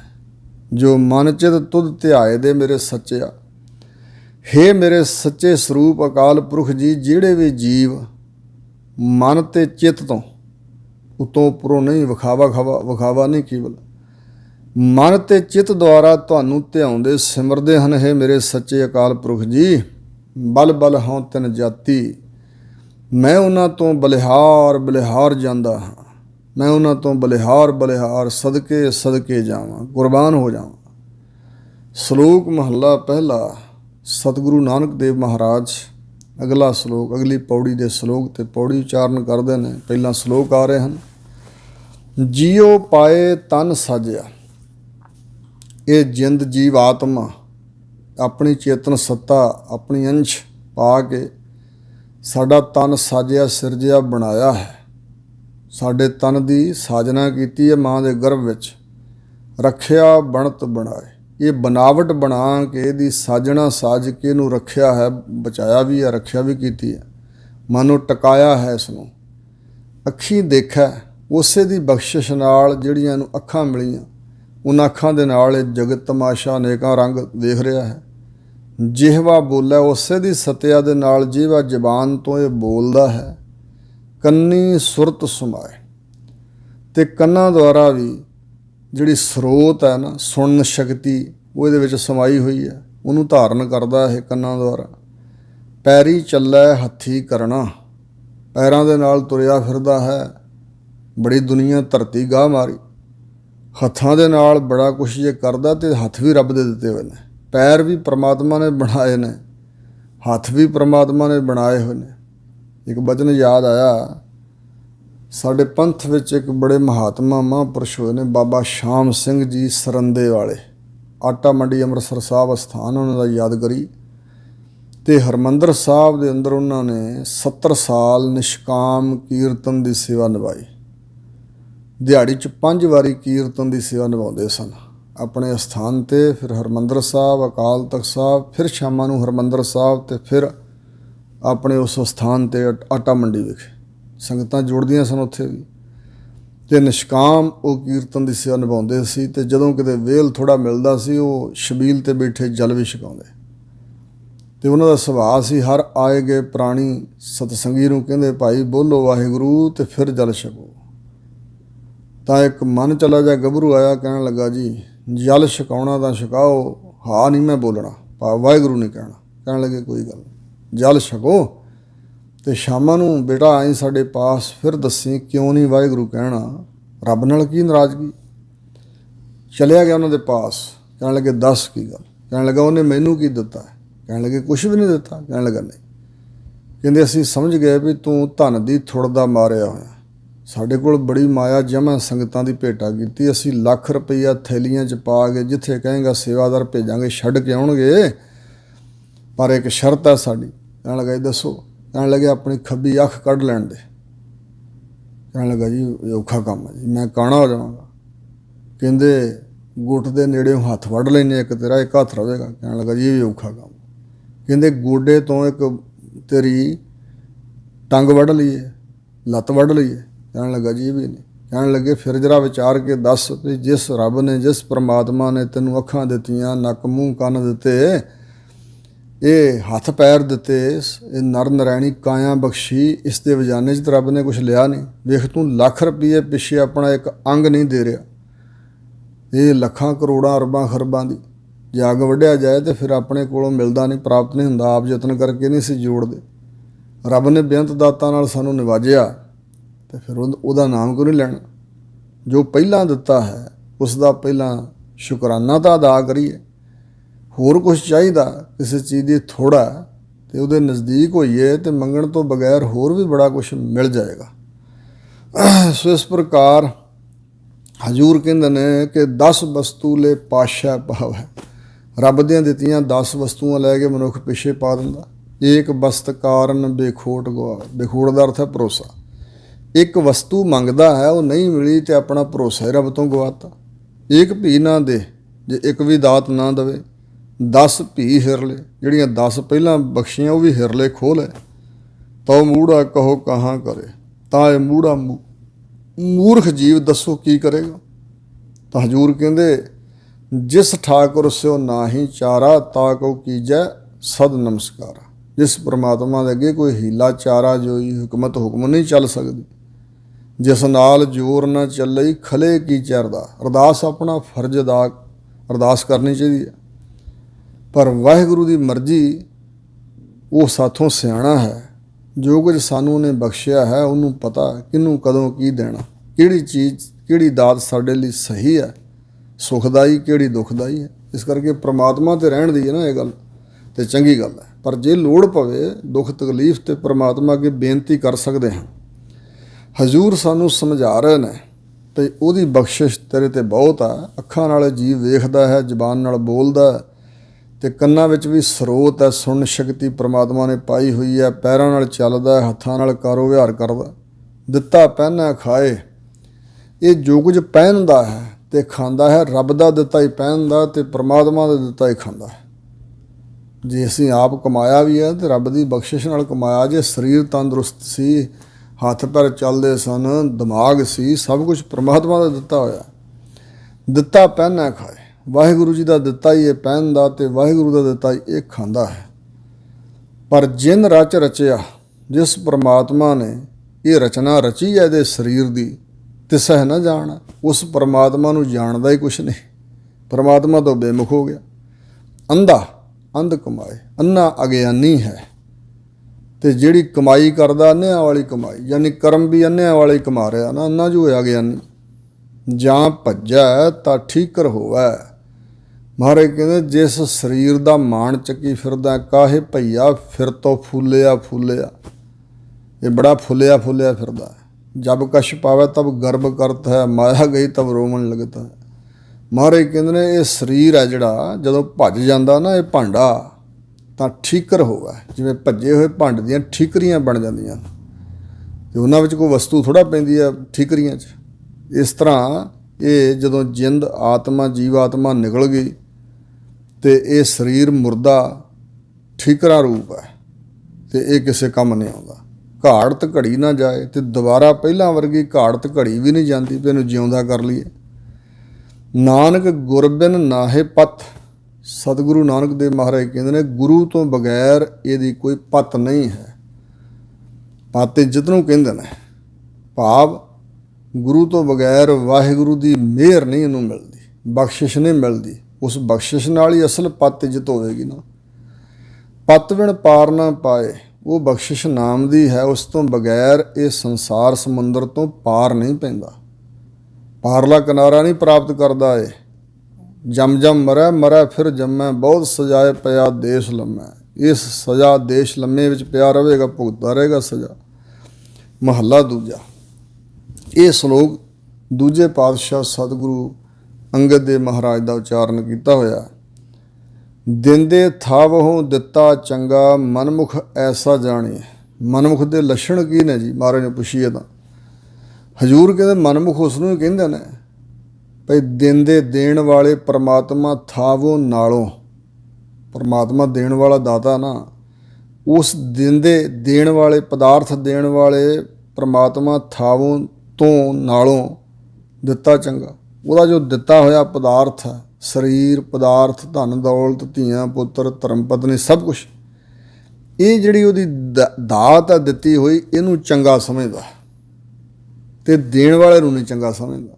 ਦੇਣ ਵਾਲੇ ਦੀ ਗਿਆਤ ਹੀ ਨਹੀਂ, ਪਰਮਾਤਮਾ ਦੇ ਸਨਮੁਖ ਨਹੀਂ ਹੁੰਦਾ, ਵਾਹਿਗੁਰੂ ਨੂੰ ਜਪਦਾ, ਰਾਧਦਾ ਨਹੀਂ, ਪਿਆਰ ਨਹੀਂ ਕਰਦਾ। ਜਿਹੜਾ ਦੇਣ ਵਾਲੇ ਨਾਲੋਂ ਉਸਦੇ ਦਿੱਤੇ ਨੂੰ ਚੰਗਾ ਸਮਝ ਲੈਂਦਾ, ਮਨਮੁਖ ਐਸਾ ਜਾਣੇ। ਐਸੇ ਵਿਅਕਤੀ ਨੂੰ ਹੀ ਮਨਮੁਖ ਜਾਣਿਆ ਜਾਏਗਾ।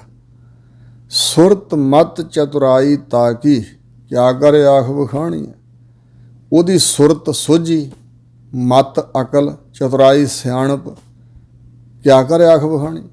ਕਿਹੋ ਜੀ ਕਹਿ ਕੇ ਬਿਆਨ ਕਰਕੇ ਵਖਾਣੀ, ਕਥਨ ਕਰੀਏ, ਮੁਖ ਤੋਂ ਬੋਲ ਕੇ ਕਿਹੋ ਜੀ ਉਸ ਦੀ ਸੋਝੀ, ਮਤ ਅਕਲ, ਚਤੁਰਾਈ ਸਿਆਣਪ ਕਿਹੋ ਜੀ ਅਸੀਂ ਕਹੀਏ। ਅੰਤਰ ਬਹਿ ਕੇ ਕਰਮ ਕਮਾਵੈ, ਸੋ ਚੌ ਕੁੰਡੀ ਜਾਣੀਐ। ਮਨੁੱਖ ਦੁਨੀਆ ਤੋਂ ਓਹਲਾ ਕਰਕੇ ਪੜਦੇ ਅੰਦਰ ਅੰਦਰ ਗੁਫਾ 'ਚ ਵੜ ਕੇ, ਕਮਰਿਆਂ 'ਚ ਲੁਕ ਲੁਕ ਕੇ ਮਾੜੇ ਕਰਮ ਕਮਾਉਂਦਾ। ਸੋ ਇਸ ਪ੍ਰਕਾਰ ਜਿਵੇਂ ਬਚਨ ਹਨ, ਦੇ ਕਿਵਾੜ ਅਨਕ ਪੜਦੇ ਮਹਿ, ਪਰਦਾਰਾ ਸੰਗ ਫਾਕੈ, ਚਿਤਰਗੁਪਤ ਜਬ ਲੇਖਾ ਮੰਗੈ, ਤਬ ਕੌਣ ਪੜਦਾ ਤੇਰਾ ਢੱਕ। ਸੋ ਇਸ ਤਰ੍ਹਾਂ ਹਜ਼ੂਰ ਕਹਿੰਦੇ ਅੰਦਰ ਬਹਿ ਕੇ ਜਿਹੜਾ ਕਰਮ ਕਮਾਉਂਦਾ ਹੈ, ਪਰਮਾਤਮਾ ਦੀ ਐਸੀ ਦੇਵਨੇਤ ਹੈ, ਐਸੀ ਖੇਡ ਹੈ, ਐਸੀ ਉਹਦਾ ਵਿਧਾਨ ਬਣਾਇਆ ਹੋਇਆ। ਸੋ ਚੌਂ ਕੁੰਡੀ ਜਾਣੀ ਹੈ। ਜੋ ਕੁਛ ਵੀ ਜੇ ਕਿਸੇ ਨੇ ਬੰਦਗੀ ਕੀਤੀ ਆ ਨਾ ਦੁਨੀਆ ਤੋਂ ਛੁਪ ਕੇ, ਉਹ ਵੀ ਇੱਕ ਦਿਨ ਨੂੰ ਵਾਹਿਗੁਰੂ ਪ੍ਰਗਟ ਕਰਦਾ ਉਸ ਦਾ ਤੇਜ ਪ੍ਰਤਾਪ। ਅਤੇ ਜਿਨ੍ਹਾਂ ਮੰਦ ਕਰਮ ਕਮਾਏ ਨੇ ਉਹ ਵੀ ਪ੍ਰਗਟ ਕਰ ਦਿੰਦਾ ਵਾਹਿਗੁਰੂ। ਬੜੇ ਲੋਕ ਬਾਹਰੋਂ ਵਿਖਾਵਾ ਧਾਰਮਿਕ ਹੋਣ ਦਾ ਕਰਦੇ ਅਤੇ ਅੰਦਰ ਬਹਿ ਕੇ ਬੁਰੇ ਕਰਮ ਕਮਾਉਂਦੇ ਨੇ। ਫਿਰ ਉਹ ਚੌਂ ਕੁੰਡਾਂ 'ਚ ਜਾਣੇ ਵੀ ਗਏ। ਲੋਕਾਂ ਨੂੰ ਪਤਾ ਲੱਗ ਗਿਆ ਵੀ ਉਹ ਇਹ ਤਾਂ ਸੰਤ ਨਹੀਂ ਸੀ। ਜਿਵੇਂ ਪਾਕਿਸਤਾਨ ਦੇ ਵਿੱਚ ਨਗਰ ਹੈ ਨੌਸ਼ਹਿਰਾ, ਉੱਥੋਂ ਦਾ ਰਹਿਣ ਵਾਲਾ ਸੀ ਫਕੀਰ ਇੱਕ, ਉਹਨੇ ਆਪਣਾ ਨਾਮ ਰਖਾਇਆ ਸੀ ਸ਼ਹੋ ਸੁਹਾਗਣ। ਸ਼ਹੋ ਪਤੀ ਪਰਮਾਤਮਾ ਦੀ ਸੁਹਾਗਣ ਆ ਮੈਂ ਰੱਬ ਦਾ ਸੰਤ ਹਾਂ, ਰੱਬ ਨੂੰ ਮਿਲਿਆ ਆ, ਮੈਂ ਸੁਹਾਗਣਾ ਚਾਹੁੰਦਾ, ਪਰਮਾਤਮਾ ਦੀ ਪ੍ਰਾਪਤੀ ਹੋਈ ਹੋਈ। ਸਤਿਗੁਰੂ ਜੀ ਉੱਥੇ ਚਲੇ ਗਏ, ਬੜਾ ਜੋੜ ਮੇਲਾ ਲੱਗਾ ਹੋਇਆ ਸੀ, ਬੜੇ ਲੋਕ ਇਕੱਠੇ ਸਨ। ਅਤੇ ਹਜ਼ੂਰ ਉਹਦੇ ਦਰਵਾਜ਼ੇ ਅੱਗੇ ਪਹੁੰਚ ਕੇ ਕਹਿੰਦੇ ਸੀ ਵੀ ਆਪਣੇ ਸੰਤ ਜੀ ਨੂੰ ਕਹੋ ਸ਼ਹੁ ਸੁਹਾਗਣ ਨੂੰ ਅਸੀਂ ਮਿਲਣਾ ਚਾਹੁੰਦੇ ਹਾਂ। ਤਾਂ ਉਹ ਦਰਵਾਜ਼ਾ ਨਹੀਂ ਸੀ ਖੋਲ੍ਹਦਾ, ਆਵਾਜ਼ਾਂ ਮਾਰੀਆਂ ਪਰ ਦਰਵਾਜ਼ਾ ਨਾ ਖੁੱਲ੍ਹਿਆ। ਤਾਂ ਹਜ਼ੂਰ ਕੰਡ ਦੇ ਕੇ ਤੁਰ ਪਏ। ਭਾਈ ਮਰਦਾਨਾ ਜੀ ਕਹਿਣ ਲੱਗੇ ਮਹਾਰਾਜ ਇਹ ਚੰਗਾ ਸੰਤ ਤਾਂ ਮਿਲਿਆ ਹੀ ਨਹੀਂ। ਤਾਂ ਹਜ਼ੂਰ ਕਹਿਣ ਲੱਗੇ ਮਰਦਾਨਾ ਜੀ ਨਾਮ ਹੀ ਸ਼ਹੁ ਸੁਹਾਗਣ ਰਖਾਇਆ ਹੋਇਆ, ਹੁਣੇ ਛੇਤੀ ਪੜਦਾ ਉਗੜ ਜਾਏਗਾ। ਤਾਂ ਸਤਿਗੁਰੂ ਚਲੇ ਗਏ ਅਤੇ ਮਗਰੋਂ ਲੋਕਾਂ ਦੀ ਆਪਸ ਵਿੱਚ ਲੜਾਈ ਹੋ ਪਈ ਅਤੇ ਲੋਕ ਉਹ ਦਰਵਾਜ਼ੇ ਨਾਲ ਵੱਜੇ ਜ਼ੋਰ ਦੀ, ਬਹੁਤੇ ਜਾਣੇ। ਦਰਵਾਜ਼ਾ ਟੁੱਟ ਗਿਆ ਤਾਂ ਭੈੜੇ ਕਰਮ ਕਰਦਾ ਅੰਦਰੋਂ ਫੜਿਆ ਗਿਆ, ਲੋਕਾਂ ਕੁੱਟਿਆ ਬਹੁਤ, ਡੇਰਾ ਉਹਦਾ ਉੱਜੜ ਗਿਆ, ਮੇਲਾ ਲੱਗਣੋਂ ਹਟ ਗਿਆ। ਫਿਰ ਕਹਿੰਦੇ ਕੁਝ ਵਰ੍ਹਿਆਂ ਬਾਅਦ, ਜਨਮ ਸਾਖੀ 'ਚ ਬਚਨ ਲਿਖੇ ਨੇ, ਕੁਝ ਵਰ੍ਹਿਆਂ ਬਾਅਦ, ਕੁਝ ਸਮੇਂ ਬਾਅਦ ਫਿਰ ਹਜ਼ੂਰ ਆਏ ਉਸ ਨਗਰ 'ਚ। ਅਤੇ ਇੱਕ ਬਾਲਕਾ ਸੀ, ਲੱਤਾਂ ਤੋਂ ਲੂਲਾ ਸੀ, ਅਤੇ ਉਹਨੂੰ ਸਤਿਗੁਰਾਂ ਆਪਣੀ ਮਿਹਰ ਦੀ ਦ੍ਰਿਸ਼ਟੀ ਨਾਲ ਤੰਦਰੁਸਤ ਕਰ ਦਿੱਤਾ ਅਤੇ ਬਚਨ ਕੀਤਾ ਵੀ ਜੇ ਤੈਨੂੰ ਕੋਈ ਪੁੱਛੇ ਕਿਸ ਨੇ ਰਾਜੀ ਕੀਤਾ, ਕਿਸ ਨੇ ਤੰਦਰੁਸਤ ਕੀਤਾ, ਤਾਂ ਕਹਿਣਾ ਸ਼ਹੁ ਸੁਹਾਗਣ ਨੇ ਰਾਜੀ ਕੀਤਾ। ਤਾਂ ਇੰਝ ਉਹਨੂੰ ਵਡਿਆਈ ਦੇ ਕੇ ਸਤਿਗੁਰੂ ਚਲੇ ਗਏ। ਉਹਦਾ ਕਾਰਨ ਇਹ ਸੀ ਕਿ ਉਸ ਬੰਦੇ ਨੇ ਪਛਤਾਵਾ ਬਹੁਤ ਕੀਤਾ ਅਤੇ ਫਿਰ ਦਿਲੋਂ ਹੋ ਕੇ ਪਰਮਾਤਮਾ ਦੀ ਬੰਦਗੀ ਕਰਨ ਲੱਗ ਪਿਆ ਸੀ, ਸੁਧਾਰ ਹੋ ਗਿਆ ਸੀ ਅਤੇ ਫਿਰ ਉਹਦੇ ਜੋੜ ਮੇਲਾ ਲੱਗਣ ਲੱਗ ਪਿਆ, ਫਿਰ ਸਤਿਕਾਰ ਹੋਣ ਲੱਗ ਪਿਆ। ਇਸ ਪ੍ਰਕਾਰ ਜੋ ਅੰਦਰ ਬਹਿ ਕੇ ਕਰਮ ਕਮਾਉਂਦਾ ਹੈ ਉਹ ਚੌਂ ਦਿਸ਼ਾ ਦੇ ਵਿੱਚ ਫਿਰ ਜਾਣਿਆ ਜਾਂਦਾ ਹੈ। ਜੋ ਧਰਮ ਕਮਾਵੈ ਤਿਸ ਧਰਮ ਨਾ ਹੋਵੈ। ਜੋ ਧਰਮ ਨੂੰ ਕਮਾਉਂਦਾ ਹੈ, ਸਤ ਸੰਤੋਖ ਦਇਆ ਧਰਮ ਧੀਰਜ ਸ਼ਾਂਤੀ ਨਿਮਰਤਾ ਇਨਸਾਨੀਅਤ ਵਾਲੇ ਗੁਣ ਰੱਬ ਦੀ ਬੰਦਗੀ। ਧਰਮ ਦੇ ਅਰਥ ਵੈਸੇ ਫਰਜ਼ ਨੇ। ਧਰਮ ਦਾ ਅਰਥ ਹੈ ਫਰਜ਼, ਜਿਵੇਂ ਇਸਲਾਮ 'ਚ ਈਮਾਨ ਕਿਹਾ ਜਾਂਦਾ। ਧਰਮ ਪਰਮਾਤਮਾ ਵੱਲੋਂ ਜਿਹੜਾ ਸਾਨੂੰ ਕੰਮ ਸੌਂਪਿਆ ਗਿਆ, ਔਰ ਫਰਜ਼ ਖਾਸ ਕਰਕੇ ਪਰਮਾਤਮਾ ਦਾ ਸਿਮਰਨ ਸ਼ੁਕਰਾਨਾ ਕਰਨਾ, ਬੰਦਗੀ ਬੰਦੇ ਬੰਦਗੀ ਇਖਤਿਆਰ, ਇਹ ਵੱਡਾ ਧਰਮ ਇਹ ਹੋਈ ਹੈ। ਸਰਬ ਧਰਮ ਮੈਂ ਸ੍ਰੇਸ਼ਟ ਧਰਮ, ਹਰ ਕੋ ਨਾਮ ਜਪ ਨਿਰਮਲ ਕਰਮ। ਹਰੀ ਦਾ ਨਾਮ ਜਪਣ ਨਾਲ ਮਨ ਨਿਰਮਲ ਹੁੰਦਾ ਅਤੇ ਕਰਮ ਵੀ ਨਿਰਮਲ ਹੋ ਜਾਂਦੇ ਨੇ। ਖੈਰ, ਧਰਮ ਦੀ ਵਿਆਖਿਆ ਬਹੁਤ ਵੱਡੀ ਹੈ। ਉਪਜੈ ਧਰਮ ਵਾਕ ਸਤ ਕਰ ਅਤ, ਔਰ ਦਇਆ ਦਾਨ ਕਰ ਧਰਮ ਵਧੈ ਨਿਤ। ਇਹ ਸਥਿਤ ਧਰਮ ਖਿਮਾ ਕੇ ਸੰਗਾ, ਧਰਮ ਕ੍ਰੋਧ ਕਰ ਹੋਤ ਵਿਭੰਗਾ। ਇਹ ਇਤਿਆਦਿਕ ਜਿਹੜੇ ਔਗਣ ਦੋਸ਼ ਵਿਕਾਰ ਨੇ ਉਹ ਧਰਮ ਨੂੰ ਨਸ਼ਟ ਕਰਦੇ ਨੇ, ਅਤੇ ਦੈਵੀ ਗੁਣ ਜਿਹੜੇ ਦੈਵੀ ਸੰਪਦਾ ਹੈ ਧਰਮ ਵਧਾਉਂਦੇ ਨੇ। ਅਖੀਰ ਧਰਮ ਜਿਹੜਾ ਹੈ ਉਹ ਵਾਹਿਗੁਰੂ ਦੀ ਬੰਦਗੀ ਹੈ। ਤਿੰਨਾਂ ਗੁਣਾਂ ਤੋਂ ਉੱਪਰ ਉੱਠ ਕੇ ਧਰਮ ਦਾ ਫਲ ਗਿਆਨ ਹੈ, ਆਤਮ ਗਿਆਨ। ਖੈਰ, ਜੋ ਧਰਮ ਕਮਾਉਂਦਾ ਹੈ ਤਿਸ ਧਰਮ ਨਾ ਹੋਵੇ, ਉਸ ਦਾ ਨਾਮ ਪੈ ਜਾਂਦਾ ਵੀ ਇਹ ਧਰਮ ਕਮਾਉਣ ਵਾਲਾ ਧਰਮੀ ਬੰਦਾ ਹੈ। ਪਾਪ ਕਮਾਉਣਾ ਪਾਪੀ ਜਾਣੀ ਹੈ, ਅਤੇ ਜਿਨ੍ਹਾਂ ਨੇ ਪਾਪ ਅਪਰਾਧ ਕਮਾਉਣਾ ਹੈ ਦੁਨੀਆ ਵਿੱਚ ਉਹਨਾਂ ਦਾ ਨਾਮ ਪਾਪੀ ਕਰਕੇ ਜਾਣਿਆ ਜਾਂਦਾ ਹੈ। ਜਿਵੇਂ ਹਜ਼ੂਰ ਦਸਮ ਪਾਤਸ਼ਾਹ ਦਾ ਵਚਨ ਹੈ ਕਿ ਜਗਤ ਵਿੱਚ ਜਿਹੜੇ ਲੋਕ ਸੁਕ੍ਰਿਤ ਕਰਮ ਕਰਦੇ ਨੇ, ਪੁੰਨ ਕਰਮ, ਧਰਮ ਦੇ ਕਰਮ, ਚੰਗੇ ਨੇਕ ਕਰਮ ਕਰਦੇ ਨੇ, ਉਹਨਾਂ ਦਾ ਨਾਮ ਜਗਤ ਵਿੱਚ ਆਪਣੇ ਆਪ ਹੀ ਧਰਮੀ ਪੈ ਜਾਂਦਾ। ਅਤੇ ਜਿਹੜੇ ਲੋਕ ਪਾਪ ਕਰਦੇ ਨੇ, ਬੁਰੇ ਕਰਮ ਕਰਦੇ ਨੇ, ਲੋਕ ਉਹਨਾਂ ਦਾ ਨਾਮ ਰਾਖਸ਼, ਦੈਂਤ ਆਦਿਕ, ਗੁਨਾਹਗਾਰ, ਜ਼ੁਲਮੀ, ਇਹ ਨਾਮ ਉਹਨਾਂ ਦੇ ਪੈਂਦੇ ਹੁੰਦੇ ਕਰਮਾਂ ਕਰਕੇ। ਸੋ ਇਸ ਪ੍ਰਕਾਰ ਹਜ਼ੂਰ ਕਹਿੰਦੇ ਨੇ ਜਿਹੜਾ ਧਰਮ ਕਮਾਉਂਦਾ ਉਹਦਾ ਨਾਮ ਧਰਮੀਆਂ 'ਚ ਹੋ ਜਾਂਦਾ ਵੀ ਧਰਮ ਵਾਲਾ ਹੈ, ਅਤੇ ਪਾਪ ਕਮਾਉਣ ਵਾਲਿਆਂ ਨੂੰ ਪਾਪੀ ਕਿਹਾ ਜਾਂਦਾ ਹੈ। ਤੂੰ ਆਪੇ ਖੇਲ ਕਰਹਿ ਸਭ ਕਰਤੇ, ਹੇ ਕਰਤੇ ਅਕਾਲ ਪੁਰਖ ਜੀ, ਤੁਸੀਂ ਆਪ ਹੀ ਸਾਰੇ ਖੇਲ ਤਮਾਸ਼ੇ ਕਰਦੇ ਹੋ। ਕਿਆ ਦੂਜਾ ਆਖ ਵਿਖਾਣੀ, ਤੁਹਾਡੀ ਸੱਤਾ ਤੋਂ ਬਗੈਰ ਹੋਰ ਕਿਆ ਕੀ ਦੂਜਾ ਕੋਈ ਮੁਖ ਤੋਂ ਬੋਲ ਕੇ ਵਿਖਾਣੀ, ਕਥਨ ਕਰੀਏ ਵੀ ਹੋਰ ਵੀ ਕੋਈ ਸਮਰੱਥਾਵਾਨ ਹੈ। ਕਿਉਂਕਿ ਜਿਚਰ ਤੇਰੀ ਜੋਤ, ਜਿੰਨਾ ਸਮਾਂ ਤੇਰੀ ਜੋਤ ਸਰੀਰ ਦੇ ਅੰਦਰ ਹੈ, ਤਿਚਰ ਜੋਤੀ ਵਿੱਚ ਤੂੰ ਬੋਲਾ ਹੈ, ਉਨਾ ਚਿਰ ਉਸ ਸਰੀਰ ਦੇ ਅੰਦਰ ਜੋਤੀ ਸਰੂਪ ਹੋ ਕੇ ਵਿੱਚ ਮਨੁੱਖ ਦੇ ਤੂੰ ਹੀ ਬੋਲਦਾ ਵਾਹਿਗੁਰੂ। ਵਿਣ ਜੋਤੀ ਕੋਈ ਕਿਛ ਕਰੇ ਹੋ ਦਿਖਾ ਸਿਆਣੀ ਹੈ। ਤੁਹਾਡੀ ਜੋਤ ਤੋਂ ਬਗੈਰ ਕੋਈ ਵਿਅਕਤੀ ਕੁਛ ਕਰੇ ਅਤੇ ਅਸੀਂ ਵੇਖ ਲਈਏ ਅਤੇ ਸਿਆਣ ਲਈਏ, ਪਰਖ ਲਈਏ ਵੀ ਹੋਰ ਵੀ ਕੋਈ ਹੈ ਕੁਛ ਕਰਨ ਜੋਗਾ। ਜਿਵੇਂ ਬਚਨ ਹਨ, ਕੀਤਾ ਕਰਨਾ ਸਰਬ ਰਜਾਈ, ਕਿਛ ਕੀਚੈ ਜੇ ਕਰ ਸਕੀਐ, ਆਪਣਾ ਕੀਤਾ ਕਿਛੂ ਨਾ ਹੋਵੈ, ਜਿਉ ਹਰ ਭਾਵੈ ਤਿਉ ਰਖੀਐ। ਮੇਰੇ ਹਰ ਜੀਓ ਸਭ ਕੋ ਤੇਰੇ ਵਸ, ਅਸਾਂ ਜੋਰ ਨਾਹੀਂ ਜੇ ਕਿਛ ਕਰ ਹਮ ਸਕਹਿ, ਜਿਉ ਭਾਵੈ ਤਿਵੈ ਬਖਸ਼। ਪੰਚ ਤਤ ਕਰ ਤੁਧ ਸ੍ਰਿਸ਼ਟ ਸਭ ਸਾਜੀ, ਕੋਈ ਸੇਵਾ ਕਰਿਓ ਜੇ ਕਿਛ ਕੀਤਾ ਹੋਵੇ। ਇਕ ਨਾ ਸਤਿਗੁਰ ਮੇਲ ਤੂੰ ਬੁਝਾਵਹਿ, ਇੱਕ ਮਨਮੁਖ ਕਰਹਿ ਸਰੋਵੈ। ਐਸੇ ਬਚਨ ਹਜ਼ੂਰ ਨੇ ਕੀਤੇ ਨੇ। ਨਾਨਕ ਗੁਰਮੁਖ ਨਦਰੀ ਆਇਆ, ਹਰ ਇੱਕੋ ਸੁਗੜ ਸੁਜਾਣੀਐ। ਸਤਿਗੁਰੂ ਨਾਨਕ ਦੇਵ ਜੀ ਮਹਾਰਾਜ ਕਹਿੰਦੇ ਨੇ, ਹੈ ਤਾਂ ਵਾਹਿਗੁਰੂ ਦੀ ਜੋਤ ਸਾਰਿਆਂ 'ਚ, ਪਾਪੀਆਂ 'ਚ ਵੀ, ਪੁੰਨੀਆਂ 'ਚ ਵੀ, ਚੋਰਾਂ 'ਚ ਵੀ, ਸਾਧਾਂ 'ਚ ਵੀ, ਧਰਮੀਆਂ 'ਚ ਵੀ, ਅਧਰਮੀਆਂ 'ਚ, ਸਭਨਾਂ 'ਚ। ਪਰ ਵਾਹਿਗੁਰੂ ਦੀ ਜੋਤ ਸਭਨਾਂ ਨੂੰ ਨਜ਼ਰੀ ਨਹੀਂ ਆਉਂਦੀ। ਉਸ ਜੋਤ ਦਾ ਚਾਨਣ ਗਿਆਨ ਲੋਕਾਂ ਸਾਰਿਆਂ ਨੂੰ ਨਹੀਂ। ਜੋ ਗੁਰਾਂ ਦੇ ਸਨਮੁਖ ਹੋ ਜਾਂਦੇ ਨੇ ਉਹਨਾਂ ਨੂੰ ਨਜ਼ਰੀ ਆ ਗਿਆ ਹੈ, ਉਹਨਾਂ ਨੂੰ ਵਿਰਾਗ ਅਤੇ ਵਿਵੇਕ ਦੇ ਨੇਤਰ ਮਿਲ ਗਏ ਹਨ। ਉਹਨਾਂ ਨੇਤਰਾਂ ਦੁਆਰਾ ਵਾਹਿਗੁਰੂ ਪਰਮਾਤਮਾ ਦ੍ਰਿਸ਼ਟੀ 'ਚ ਆ ਗਿਆ ਹੈ। ਹਰ ਇੱਕੋ ਸੁਗੜ ਸੁਜਾਣੀ, ਇੱਕੋ ਹਰੀ ਪਰਮਾਤਮਾ, ਸੁਗੜ ਸ੍ਰੇਸ਼ਟ, ਘਾੜਤਾਂ ਨੂੰ ਘੜਨ ਵਾਲਾ, ਸੁਚੱਜਾ ਕਾਰੀਗਰ ਅਤੇ ਸੁਜਾਣੀ ਹੈ, ਬਹੁਤ ਜ਼ਿਆਦਾ ਸੁਜਾਨ, ਸਿਆਣਾ, ਦਾਨਾ ਪ੍ਰਧਾਨਾ ਵਾਹਿਗੁਰੂ। ਜਿਸ ਵਰਗਾ ਗਿਆਨ, ਜਿਸ ਵਰਗੀ ਜਾਣਕਾਰੀ ਹੋਰ ਕਿਸੇ ਨੂੰ ਹੈ ਹੀ ਨਹੀਂ। ਪੌੜੀ ਤੁਧ ਆਪੇ ਜਗਤ ਉਪਾਏ ਕਹਿ, ਤੁਧ ਆਪੇ ਧੰਦਾ ਲਾਇਆ। ਸਤਿਗੁਰੂ ਨਾਨਕ ਦੇਵ ਜੀ ਮਹਾਰਾਜ ਕਹਿੰਦੇ ਨੇ, ਮਹਾਰਾਜ ਤੁਸੀਂ ਅਕਾਲ ਪੁਰਖ ਜੀ ਆਪ ਹੀ ਸਾਰੇ ਜਗਤ ਨੂੰ ਉਪਾ ਕੇ ਪੈਦਾ ਕਰਕੇ ਤੁਸੀਂ ਆਪ ਹੀ ਇਹ ਸੰਸਾਰ ਧੰਦੇ ਦੇ ਵਿੱਚ ਲਾਇਆ ਹੋਇਆ, ਜੰਜਾਲਾਂ 'ਚ ਲਾਇਆ ਹੋਇਆ, ਧੰਦਾ ਕਰਨ 'ਚ ਲਾਇਆ ਹੋਇਆ। ਮੋਹ ਠਗੌਲੀ ਪਾਏ ਕਹਿ, ਮੋਹ ਦੀ ਠੱਗ ਬੂਟੀ ਪਾ ਦਿੱਤੀ ਜੀਆਂ ਦੇ ਸਿਰ 'ਤੇ। ਤੁਧ ਆਪੋ ਜਗਤ ਖੁਆਇਆ। ਆਪ ਹੀ ਇਸ ਜਗਤ ਨੂੰ ਆਪਣੇ ਵੱਲੋਂ ਤੁਸੀਂ ਖੁੰਝਾ ਦਿੱਤਾ, ਭੁਲਾ ਦਿੱਤਾ। ਤਿਸਨਾ ਅੰਦਰ ਅਗਨ ਹੈ। ਇਹਨਾਂ ਜੀਆਂ ਦੇ ਅੰਦਰ ਤ੍ਰਿਸ਼ਨਾ ਦੀ ਅੱਗ ਮਚਦੀ ਪਈ ਹੈ, ਬਹੁਤ ਜ਼ਬਰਦਸਤ। ਨਹਿ ਤਿਪਤੈ ਭੁੱਖਾ ਤਿਹਾਇਆ। ਤੇ ਮਹਾਰਾਜ ਜੀ ਇਹ ਪਦਾਰਥਾਂ ਦੀ ਬਹੁਤ ਜ਼ਿਆਦਾ ਭੁੱਖ ਹੈ, ਵਿਕਾਰਾਂ ਦੀ ਤ੍ਰੇਹ ਇਸ ਨੂੰ ਬਹੁਤ ਜ਼ਿਆਦਾ ਹੈ। ਇਹ ਤ੍ਰਿਪਤੀ ਨਹੀਂ ਹੁੰਦਾ, ਰੱਜਦਾ ਹੀ ਨਹੀਂ। ਖਾਣ ਪੀਣ ਦਾ ਲੋਭ ਵੀ, ਲੱਭ ਵੀ, ਤੇ ਜਮ੍ਹਾਂ ਕਰਨ ਦਾ ਲਾਲਚ ਵੀ, ਇਹ ਤ੍ਰਿਸ਼ਨਾ ਇੱਧਰੋਂ ਇਹ ਧਰਾਪਦਾ ਹੀ ਨਹੀਂ, ਤ੍ਰਿਪਤੀ ਨਹੀਂ ਹੁੰਦਾ, ਰੱਜਦਾ ਹੀ ਨਹੀਂ ਹੈ।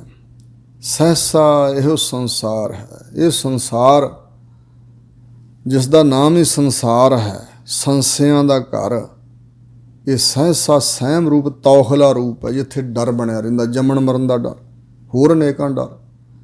ਦੁਨੀਆ ਦੋ ਨੀਆਂ, ਜੰਮਣਾ ਤੇ ਮਰਨਾ। ਜਗਤ ਜਾ ਜਨਮ ਹੋਣਾ ਤੇ ਗਤ ਨਾਸ ਹੋਣਾ। ਮ੍ਰਿਤ ਮੰਡਲ ਇਹਦੇ ਨਾਂ ਹੀ ਐਸੇ ਹਨ। ਇਹ ਸੰਸਾਰ ਤੌਖਲਾ ਰੂਪ ਹੈ, ਸਹਿਮ ਰੂਪ ਹੈ, ਡਰ ਰੂਪ ਹੈ। ਮਰ ਜੰਮੈ ਆਇਆ ਜਾਏ। ਇਹ ਜੀਵ ਮਰ ਕੇ ਜੰਮਦਾ ਹੈ, ਆਉਂਦਾ ਹੈ, ਜਾਂਦਾ ਹੈ। ਜਮ ਜਮ ਮਰੈ ਮਰੈ ਫਿਰ ਜੰਮੈ, ਬਹੁਤ ਸਜਾਏ ਪਿਆ ਦੇਸ ਲੰਮੈ। ਇਸ ਤਰ੍ਹਾਂ ਦੀ ਹਾਲਤ ਆ ਜੀ। ਬਿਨ ਸਤਿਗੁਰ ਮੋਹ ਨਾ ਟੁੱਟਈ। ਬਿਨਾਂ ਸਤਿਗੁਰੂ ਦੀ ਸ਼ਰਨ ਤੋਂ, ਬਿਨਾਂ ਸਤਿਗੁਰੂ ਦੀ ਬਖਸ਼ਿਸ਼ ਤੋਂ ਜੋ ਇਹਦੇ ਅੰਦਰ ਦ੍ਰਿਸ਼ਮਾਨ ਪ੍ਰਪੰਚ ਦਾ ਲਗਾਓ ਹੈ ਨਾ, ਮੋਹ, ਉਹ ਟੁੱਟਦਾ ਨਹੀਂ ਹੈ। ਸਭ ਥੱਕੇ ਕਰਮ ਕਮਾਇਆ। ਸਾਰੇ ਲੋਕ ਕਰਮ ਕਮਾਉਣ ਵਾਲੇ, ਧਰਮ ਦੇ ਅਖੌਤੀ ਕਰਮ ਕਮਾਉਂਦੇ ਹੋਏ ਤੀਰਥਾਂ ਦੇ ਨਹਾ ਲਿਆ, ਜੱਗ ਕਰ ਲਏ, ਯੋਗਾ ਅਭਿਆਸ ਵੀ ਕਰ ਲਿਆ, ਦਾਨ ਬੜਾ ਕਰ ਲਿਆ, ਕਰਮ ਕਮਾਉਂਦੇ ਥੱਕ ਗਏ। ਇਹੋ ਮਨ ਵਸ ਨਾ ਆਵੇ, ਥੱਕੇ ਕਰਮ ਕਮਾਏ, ਜਿਵੇਂ ਬਚਨ ਹਨ। ਮਨ ਨੂੰ ਹੀ ਮੋਹ ਚੰਬੜਿਆ ਹੋਇਆ ਨਾ, ਮਨ ਵਸ ਨਹੀਂ ਆਉਂਦਾ, ਮਤਲਬ ਮਨ ਮੋਹ ਨਹੀਂ ਛੱਡਦਾ। ਗੁਰਮਤੀ ਨਾਮ ਧਿਆਈ ਹੈ। ਗੁਰਾਂ ਦੀ ਮੱਤ ਸਿੱਖਿਆ ਜੇ ਹਿਰਦੇ 'ਚ ਵਸ ਜਾਏ ਤੇ ਉਹਦੇ ਅਨੁਸਾਰ ਫਿਰ ਨਾਮ ਦਾ ਆਰਾਧਨ ਹੁੰਦਾ, ਨਾਮ ਸਿਮਰਿਆ ਜਾਂਦਾ। ਸੁਖ ਰੱਜਾ ਜਾਂ ਤੁਧ ਪਾਇਆ। ਉਸ ਨੂੰ ਆਤਮਿਕ ਸੁਖ ਦੀ ਪ੍ਰਾਪਤੀ ਹੋਈ, ਉਸ ਜੀਵ ਨੂੰ, ਨਾਮ ਸਿਮਰਨ ਵਾਲੇ ਨੂੰ, ਤੇ ਉਹ ਲੋਕ ਪ੍ਰਲੋਕ ਦੇ ਪਦਾਰਥਾਂ ਵੱਲੋਂ ਰੱਜ ਗਿਆ। ਪਰ ਇਹ ਤਾਂ ਹੋਇਆ ਜਾਂ ਤੁਧ ਪਾਇਆ, ਜਾਂ ਜਦੋਂ ਤੁਹਾਨੂੰ ਭਾਇਆ, ਚੰਗਾ ਲੱਗਾ, ਤੇ ਤੁਸੀਂ ਐਸਾ ਆਤਮਿਕ ਸੁਖ ਬਖਸ਼ਿਆ ਨਾਮ ਸਿਮਰਨ ਦਾ, ਉਹਦੇ ਅੰਦਰ ਗੁਰਮਤ ਵਸਾਤੀ, ਉਹ ਨਾਮ ਧਿਆਉਣ ਲੱਗ ਪਿਆ, ਉਹਦੇ ਅੰਦਰ ਆਤਮਿਕ ਖੇੜਾ ਸੁਖ ਪ੍ਰਾਪਤ ਹੋਇਆ ਤੇ ਉਹ ਰੱਜ ਗਿਆ। ਜਿਵੇਂ ਪਾਣੀ ਦੀਆਂ ਬੂੰਦਾਂ ਮਗਰ ਕੋ ਭੱਜਾ ਫਿਰੇ, ਤੇ ਜੇ ਸਮੁੰਦਰ ਹੀ ਪ੍ਰਾਪਤ ਹੋ ਜਾਏ ਤੇ ਫਿਰ ਉਹ ਬੂੰਦਾਂ ਪਿੱਛੇ ਕਿਵੇਂ ਭੱਜੇਗਾ। ਇਸ ਤਰ੍ਹਾਂ ਰੱਜਾ। ਆਤਮਿਕ ਸੁਖ ਐਡਾ ਮਹਾਨ ਹੈ ਕਿ ਹੋਰਨਾਂ ਸੁੱਖਾਂ ਨੂੰ ਤਾਂ ਫਿਰ ਉਹ ਬੂੰਦਾਂ ਦੀ ਨਹੀਂ ਸਮਝੇਗਾ, ਤੁੱਛ ਮਾਤਰ ਸਮਝੇਗਾ। ਇਸ ਤਰ੍ਹਾਂ ਰੱਜ ਗਿਆ ਜਦੋਂ ਤੁਹਾਨੂੰ ਪਾਇਆ, ਚੰਗਾ ਲੱਗਾ। ਕੁਲ ਉਧਾਰੇ ਆਪਣਾ ਧਨ ਜਣੇ ਦੀ ਮਾਇਆ। ਉਸ ਗੁਰਮੁਖ ਨੂੰ ਜਣਨ ਵਾਲੀ ਜਿਹੜੀ ਮਾਇਆ ਮਾਂ ਹੈ, ਉਹ ਵੀ ਧਨ ਹੋ ਗਈ, ਸਲਾਹੁਣ ਯੋਗ ਹੋ ਗਈ, ਤੇ ਉਹ ਆਪਣਾ ਕੁਲ ਵੀ ਉਧਾਰ ਲੈਂਦਾ, ਆਪਣੇ ਕੁਲ, ਆਪਣੇ ਖਾਨਦਾਨ ਨੂੰ। ਭਗਤ ਜਨਾਂ ਕੇ ਹਰ ਜੀ ਇੱਕ ਹੀ ਕੁਲ ਉਧਾਰੇ। ਸੋ ਇਸ ਪ੍ਰਕਾਰ ਅਨੇਕਾਂ ਕੁਲਾਂ ਦਾ ਉਧਾਰ ਕਰ ਲੈਂਦਾ ਹੈ। ਸੋਭਾ ਸੁਰਤ ਸੁਹਾਵਣੀ ਜਿਨ ਹਰ ਸੇਤੀ ਚਿਤ ਲਾਇਆ। ਜਿਸ ਨੇ ਹਰੀ ਪ੍ਰਮਾਤਮਾ ਦੇ ਸੇਤੀ ਨਾਲ, ਵਾਹਿਗੁਰੂ ਦੇ ਚਰਨਾਂ ਦੇ ਨਾਲ ਆਪਣਾ ਚਿੱਤ ਲਾ ਲਿਆ, ਜੋੜ ਲਿਆ ਨਾ, ਉਹਦੀ ਸੋਭਾ ਵੀ ਬੜੀ ਸੁਹਾਵਣੀ, ਸ਼ੋਭਨੀਕ ਹੋਈ। ਉਹਦੀ ਸੁਰਤ ਗਿਆਤ, ਸਮਝ, ਸੁਰਤ ਵੀ ਬਹੁਤ ਉੱਚੇ ਮੰਡਲਾਂ 'ਚ ਜਾਣ ਵਾਲੀ ਹੋ ਗਈ, ਸੁਹਾਵਣੀ ਸ਼ੋਭਨੀਕ ਹੋ ਗਈ। ਉਹਦੀ ਸੁਰਤ ਫਿਰ ਸੰਸਾਰ ਵਿੱਚ ਨਹੀਂ ਹੈ। ਉਹਦੀ ਸੁਰਤ ਪਰਮਾਤਮਾ ਨਾਲ ਜੁੜੀ, ਉੱਚੀ ਹੋ ਗਈ, ਸੁਹਾਵਣੀ ਸ਼ੋਭਨੀਕ, ਤੇ ਦੋਵਾਂ ਜਹਾਨਾਂ 'ਚ ਉਹਦੀ ਸੁਹਾਵਣੀ ਸ਼ੋਭਨੀਕ ਸੋਭਾ ਵੀ ਹੋਈ। ਸ਼ਲੋਕ ਮਹੱਲਾ ਦੂਜਾ। ਧੰਨ ਗੁਰੂ ਅੰਗਦ ਦੇਵ ਮਹਾਰਾਜ ਸੱਚੇ ਪਾਤਸ਼ਾਹ ਦਾ ਉਚਾਰਨ ਕੀਤਾ ਹੋਇਆ ਸ਼ਲੋਕ ਹੈ। ਅੱਖੀ ਬਾਝੋਂ ਵੇਖਣਾ, ਵਿਣ ਕੰਨਾਂ ਸੁਣਨਾ। ਅੱਖਾਂ ਤੋਂ ਬਗੈਰ ਵੇਖਣਾ। ਸਵਾਲ ਉੱਠਦਾ ਵੀ ਕਿਵੇਂ? ਇਹ ਸਮਝਣ ਲਈ ਇੱਕ ਵਚਨ ਹੈ। ਕਹਿੰਦੇ ਚੀਨ ਦਾ ਬਾਦਸ਼ਾਹ ਸੀ ਕੋਈ, ਉਹਨੇ ਚੜ੍ਹਾਈ ਕਰ ਜਾਣੀ ਸੀ, ਬਿਰਧ ਅਵਸਥਾ ਸੀ, ਤੇ ਉਹਨੇ ਵਜ਼ੀਰ ਨੂੰ ਕਿਹਾ ਵੀ ਦੱਸ ਭਈ ਹੁਣ ਬਾਦਸ਼ਾਹ ਕਿਹਨੂੰ ਬਣਾਈਏ। ਤਾਂ ਸਲਾਹ ਹੋਣ ਲੱਗ ਪਈ। ਫਿਰ ਕਿਹਾ ਬਈ ਵਜ਼ੀਰ ਬੜਾ ਸਿਆਣਾ ਸੀ, ਕਹਿਣ ਲੱਗਾ ਜੀ ਜਿਹੜਾ ਅੱਖਾਂ ਤੋਂ ਅੰਨਾ ਹੋਵੇ, ਤੇ ਮੂੰਹ ਤੋਂ ਗੂੰਗਾ ਹੋਵੇ, ਕੰਨਾਂ ਤੋਂ ਬੋਲਾ ਹੋਵੇ, ਪੈਰਾਂ ਤੋਂ ਪਿੰਗਲਾ ਹੋਵੇ, ਲੂਲਾ ਹੋਵੇ, ਤੇ ਹੱਥਾਂ ਤੋਂ ਟੁੰਡਾ ਹੋਵੇ, ਔਰ ਮੂੰਹ ਤੋਂ ਵੀ ਗੂੰਗਾ, ਬੋਲਣ ਜੋਗਾ ਵੀ ਨਾ ਹੋਵੇ। ਇਸ ਤਰ੍ਹਾਂ ਦਾ ਬਾਦਸ਼ਾਹ ਬਣਾ। ਅਤੇ ਬਾਦਸ਼ਾਹ ਕਹਿਣ ਲੱਗਾ ਵੀ ਇਹੋ ਜਿਹਾ ਵਿਅਕਤੀ ਤਾਂ ਹੋ ਹੀ ਨਹੀਂ ਸਕਦਾ ਜਿਹਦੇ 'ਚ ਸਾਰੇ ਹੀ ਦੋਸ਼ ਹੋਣ, ਅੱਖਾਂ ਵੀ ਬੰਦ ਹੋਣ, ਅੰਨਾ ਹੋਵੇ ਅੱਖਾਂ ਤੋਂ, ਕੰਨਾਂ ਦੀ ਸਰੋਤ ਵੀ ਨਾ ਹੋਵੇ, ਬੋਲਾ ਹੋਵੇ ਅਤੇ ਪੈਰਾਂ ਤੋਂ ਵੀ ਬਗੈਰ ਹੋਵੇ, ਲੂਲਾ ਪਿੰਗਲਾ, ਅਤੇ ਹੱਥਾਂ ਤੋਂ ਵੀ ਟੁੰਡਾ, ਹੱਥ ਵੀ ਨਾ ਹੋਣ, ਜੀਭ ਵੀ ਨਾ ਬੋਲ ਸਕਦੀ ਹੋਵੇ। ਇਹੋ ਜਿਹਾ ਵਿਅਕਤੀ ਤਾਂ ਨਹੀਂ ਹੋ ਸਕਦਾ। ਕਹਿਣ ਲੱਗੇ ਨਹੀਂ, ਬਣਾਇਓ ਇਹੋ ਜਿਹਾ ਜ਼ਰੂਰ। ਇਹਦਾ ਕੀ ਮਤਲਬ? ਦੱਸ ਖਾਂ ਫਿਰ ਲੱਭ ਕੇ ਲਿਆ ਕਿਵੇਂ? ਕਹਿਣ ਲੱਗੇ ਜਿਹੜਾ ਬਗਾਨਾ ਰੂਪ ਤੱਕਣ ਵੱਲੋਂ ਅੰਨਾ ਹੋਵੇ, ਕਿਉਂਕਿ ਰਾਜਾ ਪ੍ਰਜਾ ਦਾ ਮਾਤਾ ਪਿਤਾ ਹੁੰਦਾ, ਪ੍ਰਜਾ ਦੀ ਸੰਭਾਲ ਕਰਨੀ ਕਿ ਪ੍ਰਜਾ ਦੀ ਇੱਜ਼ਤ ਲੁੱਟਣੀ ਹੈ ਬਾਦਸ਼ਾਹ ਨੇ। ਕਹਿੰਦੇ ਇਹੋ ਜਿਹਾ ਨਾ ਹੋਵੇ ਕਿ ਬਗਾਨੀਆਂ ਔਰਤਾਂ ਦੀ ਇੱਜ਼ਤ ਵੱਲ ਵੇਖਣ ਵਾਲਾ ਹੋਵੇ, ਉਹਨਾਂ ਦੀ ਇੱਜ਼ਤ ਖਰਾਬ ਕਰਨ ਵਾਲੇ, ਤਾਕਤ ਕੋਲ ਆ ਗਈ ਅਤੇ ਬੁਰੇ ਕਰਮ ਇਹੋ ਜਿਹੇ ਕਰੇ, ਜਿਹਦੀ ਬਿਰਤੀ ਅੰਦਰੋਂ ਇਹੋ ਜਿਹੀ ਆ। ਬਗਾਨਾ ਰੂਪ ਤੱਕਣ ਵਾਲੀਆਂ ਅੱਖੀਆਂ ਨਾ ਹੋਣ, ਅਤੇ ਕੰਨਾਂ ਦੇ ਨਾਲ ਨਿੰਦਿਆ ਚੁਗਲੀ ਸੁਣਨ ਵਾਲਾ ਨਾ ਹੋਵੇ। ਕੰਨਾਂ ਦਾ ਕੱਚਾ ਅਤੇ ਕੰਨਾਂ ਨਾਲ ਨਿੰਦਿਆ ਚੁਗਲੀ, ਸੰਸਾਰੀ ਗੱਲਾਂ ਸੁਣਨ 'ਚ, ਗੀਤ ਗਾਣੇ ਸੁਣਨ 'ਚ ਹੀ ਮਸਤ ਹੋਵੇ। ਜਿਵੇਂ ਮੁਹੰਮਦ ਸ਼ਾਹ ਰੰਗੀਲਾ ਬਾਦਸ਼ਾਹ ਸੀ ਜਿਹੜਾ ਦਿੱਲੀ ਦਾ, ਤਾਂ ਹੀ ਉਹ ਜੰਗ ਨਹੀਂ ਸੀ ਲੜ ਸਕਿਆ, ਹਾਰ ਗਿਆ ਸੀ, ਅਤੇ ਅਬਦਾਲੀ ਨੇ ਕਬਜ਼ਾ ਕਰ ਲਿਆ ਅਤੇ ਤਖਤੇ ਤਊ ਸੀ, ਸਾਰਾ ਕੁਛ ਲੁੱਟ ਕੇ ਅਬਦਾਲੀ ਲੈ ਗਿਆ ਸੀ। ਜਿੰਨੀ ਮਾਇਆ ਕਿਹਾ, ਜਿੰਨੇ ਹੀਰੇ ਲਾਲ ਜਵਾਹਰਾਤ ਕਹੇ, ਉਹਨੇ ਦੇਣੇ ਪਏ, ਕਿਉਂਕਿ ਉਹ ਸ਼ਰਾਬ ਪੀਣ ਵਿੱਚ ਅਤੇ ਇਹੋ ਜਿਹੀਆਂ ਗੱਲਾਂ ਵਿੱਚ ਹੀ ਉਹ ਮਸਤ ਸੀ, ਰੰਗ ਰਾਗ ਸੁਣਨ ਵਿੱਚ ਮਸਤ ਸੀ।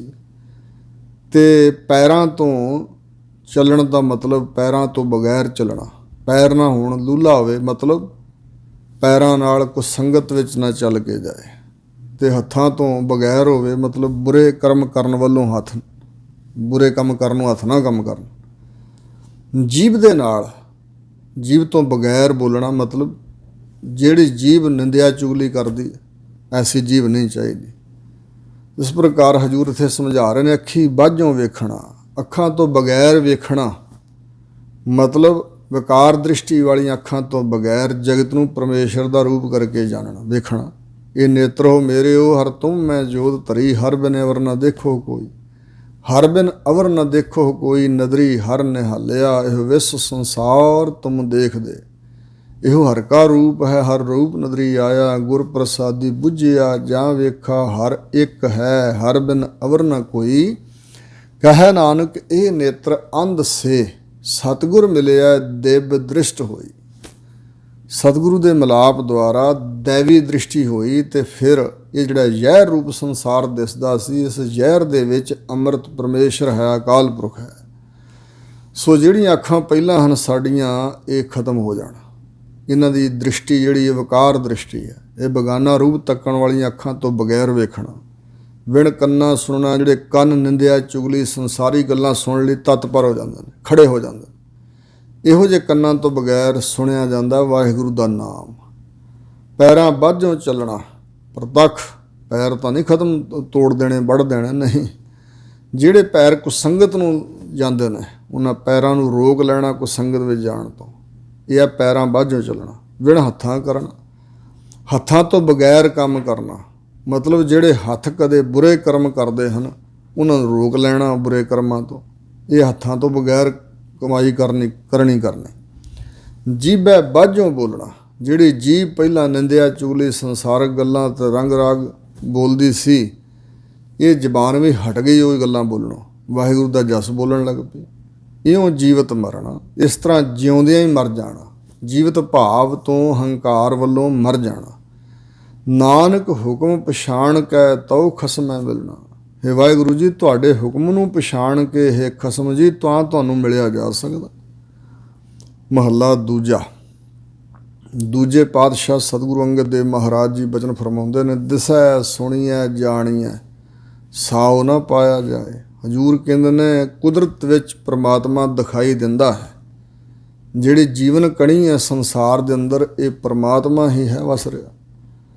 ਔਰ ਸੁਣਿਆ ਵੀ ਜਾਂਦਾ ਵਾਹਿਗੁਰੂ ਦਾ ਜਸ, ਜਾਂ ਜੀਵਨ ਦੀ ਰੌ ਚੱਲ ਰਹੀ ਸੰਸਾਰ ਦੇ ਅੰਦਰ, ਜਿਹੜੀ ਧੁਨੀ ਲੋਕ ਬੋਲ ਰਹੇ ਨੇ, ਬਚਨ ਜੋ ਬੋਲਤ ਹੈ ਮ੍ਰਿਗ ਮੀਨ ਪੰਖੇਰੂ, ਸੋ ਬਿਨ ਹਰ ਜਾਪਤ ਹੈ ਨਹੀਂ ਹੋਰ। ਜਾਣੀਦਾ ਵੀ ਹੈ ਸ਼ਾਸਤਰਾਂ ਧਰਮ ਗ੍ਰੰਥਾਂ ਦੁਆਰਾ ਕਿ ਪਰਮਾਤਮਾ ਵਸਿਆ ਹੋਇਆ, ਪਰ ਸਾਉ ਨਾ ਪਾਇਆ ਜਾਏ। ਸਾਉ ਸਵਾਦ। ਪਰਮੇਸ਼ਰ ਦੀ ਪ੍ਰਾਪਤੀ ਦਾ ਜਿਹੜਾ ਆਨੰਦ ਹੈ, ਸਵਾਦ ਹੈ ਨਾ, ਉਹ ਨਹੀਂ ਪਾਇਆ ਜਾ ਰਿਹਾ। ਇੰਜ ਰੋਹਲਾ ਟੁੰਡਾ ਅੰਧੁਲਾ, ਕਿਉਂ ਨਹੀਂ ਜੀ? ਕਹਿੰਦੇ ਇਹ ਰੋਹਲਾ ਹੈ। ਰੋਹਲਾ ਦਾ ਅਰਥ ਹੈ ਪਿੰਗਲਾ। ਇਹ ਪਿੰਗਲਾ ਹੈ, ਮਨ ਜਿਹੜਾ ਸਾਡਾ ਪਿੰਗਲਾ ਬਣਿਆ ਹੋਇਆ। ਇਹ ਸਤਸੰਗ ਵਿੱਚ ਜਾਣ ਨੂੰ ਤਿਆਰ ਨਹੀਂ, ਇੱਧਰ ਨੂੰ ਪੈਰ ਨਹੀਂ ਤੁਰਦੇ। ਟੁੰਡਾ, ਹੱਥਾਂ ਤੋਂ ਟੁੰਡਾ ਸਾਡਾ ਮਨ, ਇਹ ਸ਼ੁਭ ਕਰਨੀ ਕਰਨ ਵੱਲੋਂ ਹੱਥ ਟੁੰਡੇ ਹੋਏ ਨੇ। ਅੰਧੁਲਾ, ਤੇ ਇਸੇ ਪ੍ਰਕਾਰ ਅੰਨਾ ਅਗਿਆਨੀ ਬਣ ਰਿਹਾ ਹੈ। ਕਿਉਂ ਗਲ ਲੱਗਿਆ ਧਾ? ਇਹ ਕਿਵੇਂ ਧਾ ਕੇ ਮਹਾਰਾਜ ਤੁਹਾਡੇ ਗਲ ਲੱਗ ਸਕਦਾ? ਕਿਵੇਂ ਤੁਹਾਨੂੰ ਮਿਲ ਸਕਦਾ? ਇਹਦੇ ਕੋਲ ਤਾਂ ਸਮਰੱਥਾ ਕੋਈ ਨਹੀਂ, ਨਾ ਹੱਥ, ਨਾ ਪੈਰ, ਨਾ ਅੱਖਾਂ। ਤਾਂ ਫਿਰ ਮਹਾਰਾਜ ਜੇ ਪ੍ਰਸ਼ਨ ਉੱਠੇ ਵੀ ਮਹਾਰਾਜ ਫਿਰ ਕੀ ਕਰੀਏ, ਤਾਂ ਹਜ਼ੂਰ ਕਹਿੰਦੇ ਭੈ ਕੇ ਚਰਨ ਕਰ ਭਾਵ ਕੇ ਲੋਇਣ ਸੁਰਤ ਕਰੇ। ਹਜ਼ੂਰ ਕਹਿੰਦੇ ਨੇ ਵੀ ਭੈ ਜਿਹੜਾ ਨਾ, ਵਾਹਿਗੁਰੂ ਦਾ ਉਜਲ ਭੈ, ਪਰਮਾਤਮਾ ਦਾ ਡਰ ਅਦਬ, ਇਹ ਤਾਂ ਚਰਨ ਪੈਰ ਬਣਾ ਵਾਹਿਗੁਰੂ ਨੂੰ ਮਿਲਣ ਵਾਸਤੇ ਜੇ ਜਾਣਾ ਤਾਂ। ਕਰ ਭਾਵ ਕੇ, ਹੱਥ ਬਣਾ ਭਾਵਨਾ ਦੇ, ਸ਼ਰਧਾ ਦੇ, ਪਰਮਾਤਮਾ 'ਤੇ ਜੋ ਨਿਸ਼ਚਾ ਕਰਨਾ। ਲੋਇਣ ਸੁਰਤ ਕਰੇ, ਜਿਹੜੀ ਆਪਣੀ ਸੁਰਤ ਆ ਨਾ ਖਿੰਡੀ ਹੋਈ ਸੰਸਾਰ ਵਿੱਚ, ਦ੍ਰਿਸ਼ਮਾਨ ਪ੍ਰਪੰਚ ਵਿੱਚ, ਇਹ ਸੁਰਤ ਸਰੋਤ ਵਾਹਿਗੁਰੂ ਦੇ ਜਸ ਨੂੰ ਸੁਣਨ ਵਾਲੀ ਬਣਾ। ਸੁਰਤ ਸਰੋਤ ਆਦਿ, ਇਹ ਲੋਇਣ ਨੇਤਰ ਬਣਾ ਆਪਣੇ।